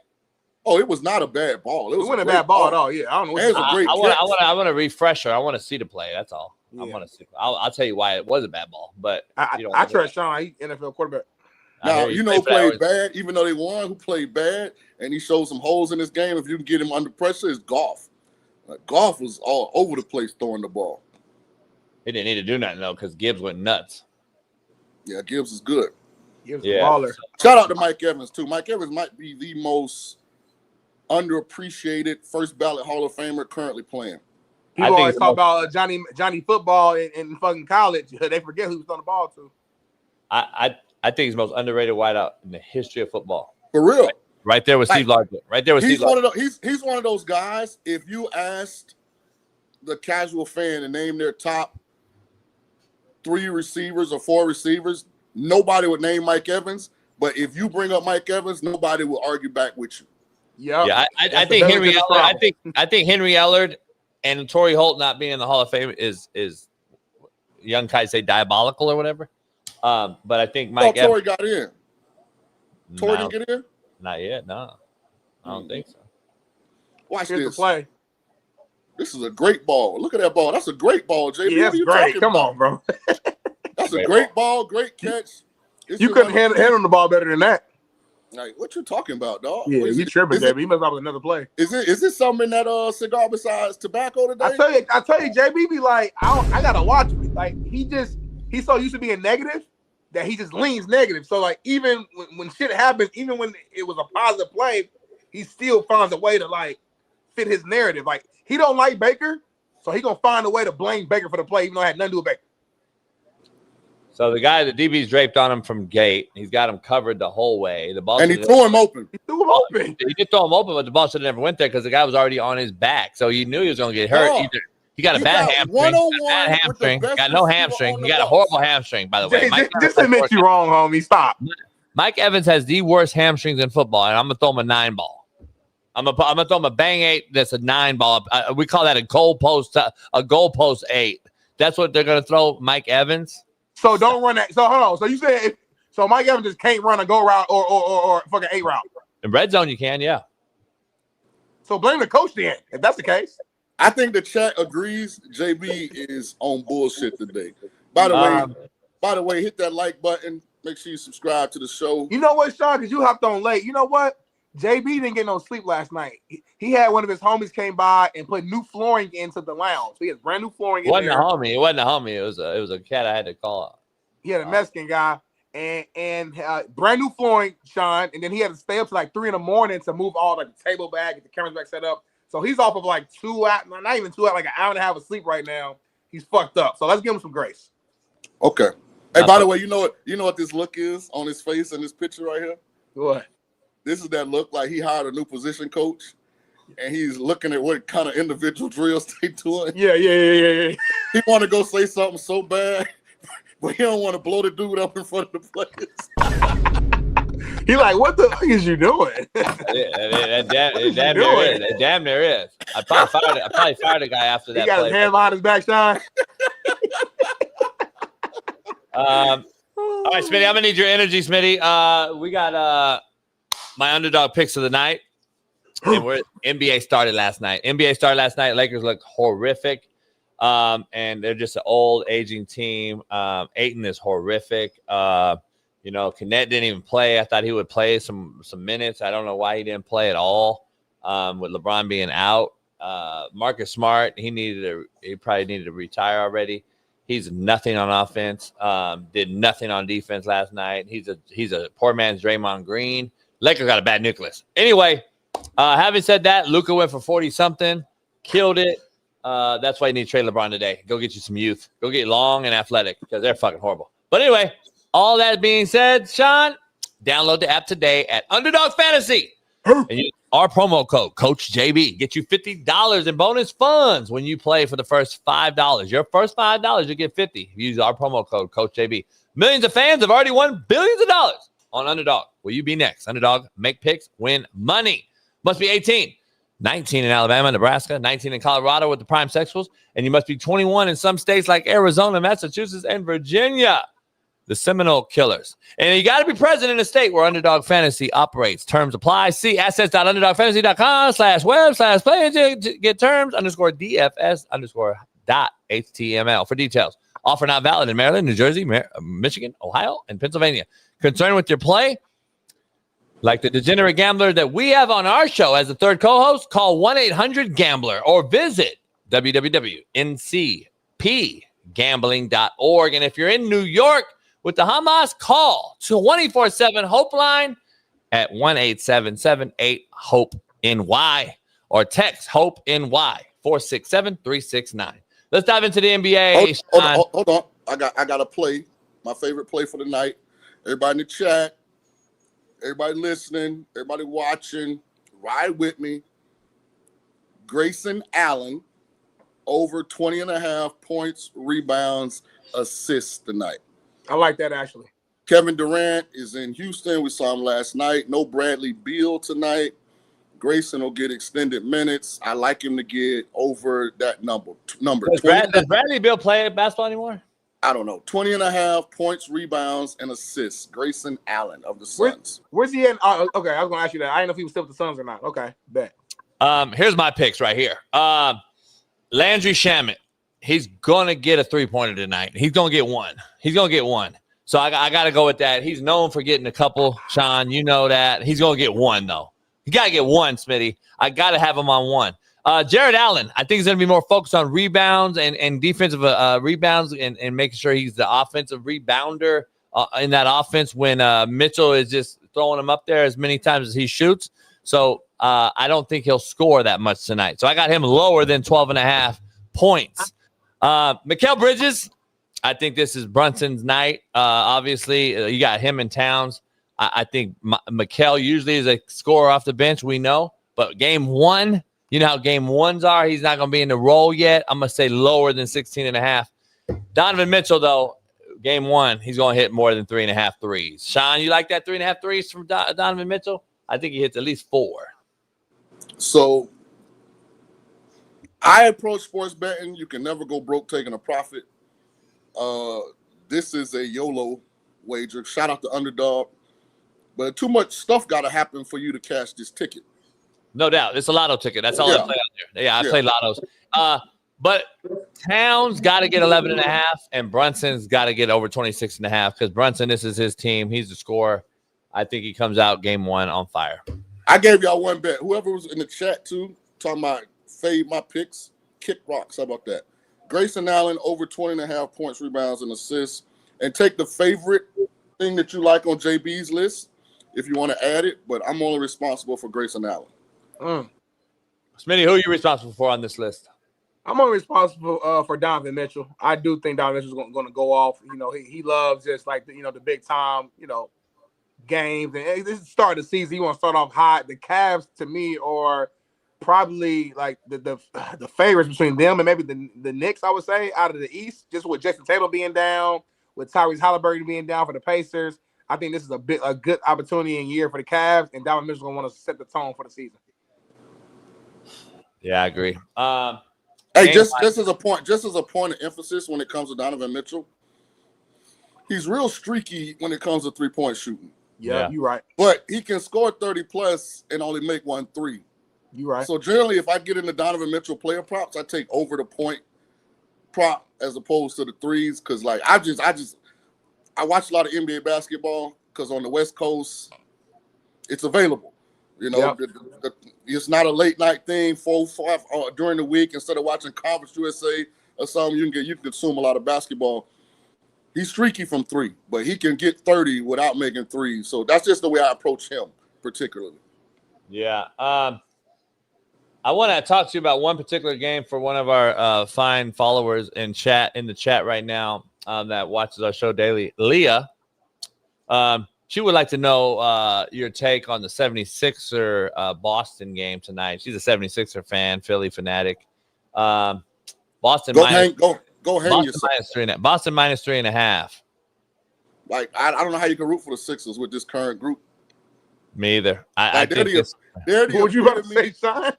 Yeah, it's crazy, Smitty. Hey, Smitty, I'm telling you, it's crazy right now over there. Like who wants to go there? Like, it's crazy over there in that roster right now. Like, they're the epitome of everybody is paid and comfortable. Because I'm sure Embiid's not playing tonight. Right. If Paul George plays, does he ever really look like he wants to play? Like, they got too many guys. And your boy, this cat's hurt. Yeah, but I think he's back now. He got hurt last year. He hurt again? I think he got hurt in the preseason. Did he get hurt in offseason? Did he get hurt in offseason this year? Something happened in preseason, I think, like in camp or something like that. Oh. I don't know how serious it is, though. The worst part is they starting to impact and rub off on Maxey, who's a bona fide baller. But when you be around all that bullshit all the time, it starts to become a part of you. Like, so I wish they would trade Maxey, get him out of there. But, baby, I'm sorry you're a Sixers fan. Listen, if you want to get on the real Eastern Conference champ this year, I would ride with Orlando Magic. I think we got a good combination of guys that still are working towards a max deal, guys that are hungry. We got Wagner, we got Bonchero, we get Suggs back. We traded for Bain from Memphis. I think we got a really good team. I like them and Detroit as like two sleeper teams. They're kind of built similarly. You know, but the Sixers, I don't even know why the national platforms even talk about the Sixers. It's just a waste of time. Yeah, because you know what Nick Nurse needs to do? What? As we wrap this show today, it's been a great one. Shout out to everybody. Pound that like, man. We need 1,000 likes. We should have 2,000, but you guys won't do it. Make sure you head on our Underdog. Tomorrow we'll be back for Titties and Tequila. Tomorrow is Truth Telling Thursday. Steve Kim, Dr. Jesse Morris give us NFL injury updates on, all these guys, especially Mike Evans. Give us an update on him. Nick Nurse should take away PlayStation. Hey, Bailey. Send me nobody wants to hear that bullshit JB talking about. Hey, Bailey, send me the link for tomorrow. Hey, guys, I just need about 5 minutes. Right now?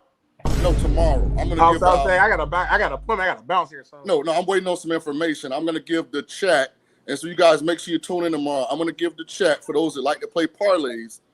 I'm gonna give you a 6-leg college football NFL parlay tomorrow. 3 college games, 3 NFL games. But I got to do it tomorrow before the lines start moving even more. Because by Friday, the lines. You're not on our show on Thursday. I'm asking first of all, it's our show. By the way, can we start calling this the Smitty with JB show? If JB don't want to act right, I'll shut this maybe right now. Since we can't take away his ping pong and his little video games stuff. Yeah. That's how we're gonna reset him. Get him back. Nick Nurse, take away NBA 2K, Nick Nurse. That's what's gonna win you guys this ring. Chirp, baby. Appreciate y'all, man. It's been a good one. Sean King, thank you.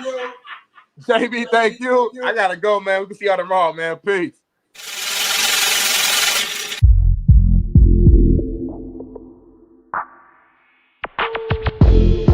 Mr. Real JB, you better find the real quick.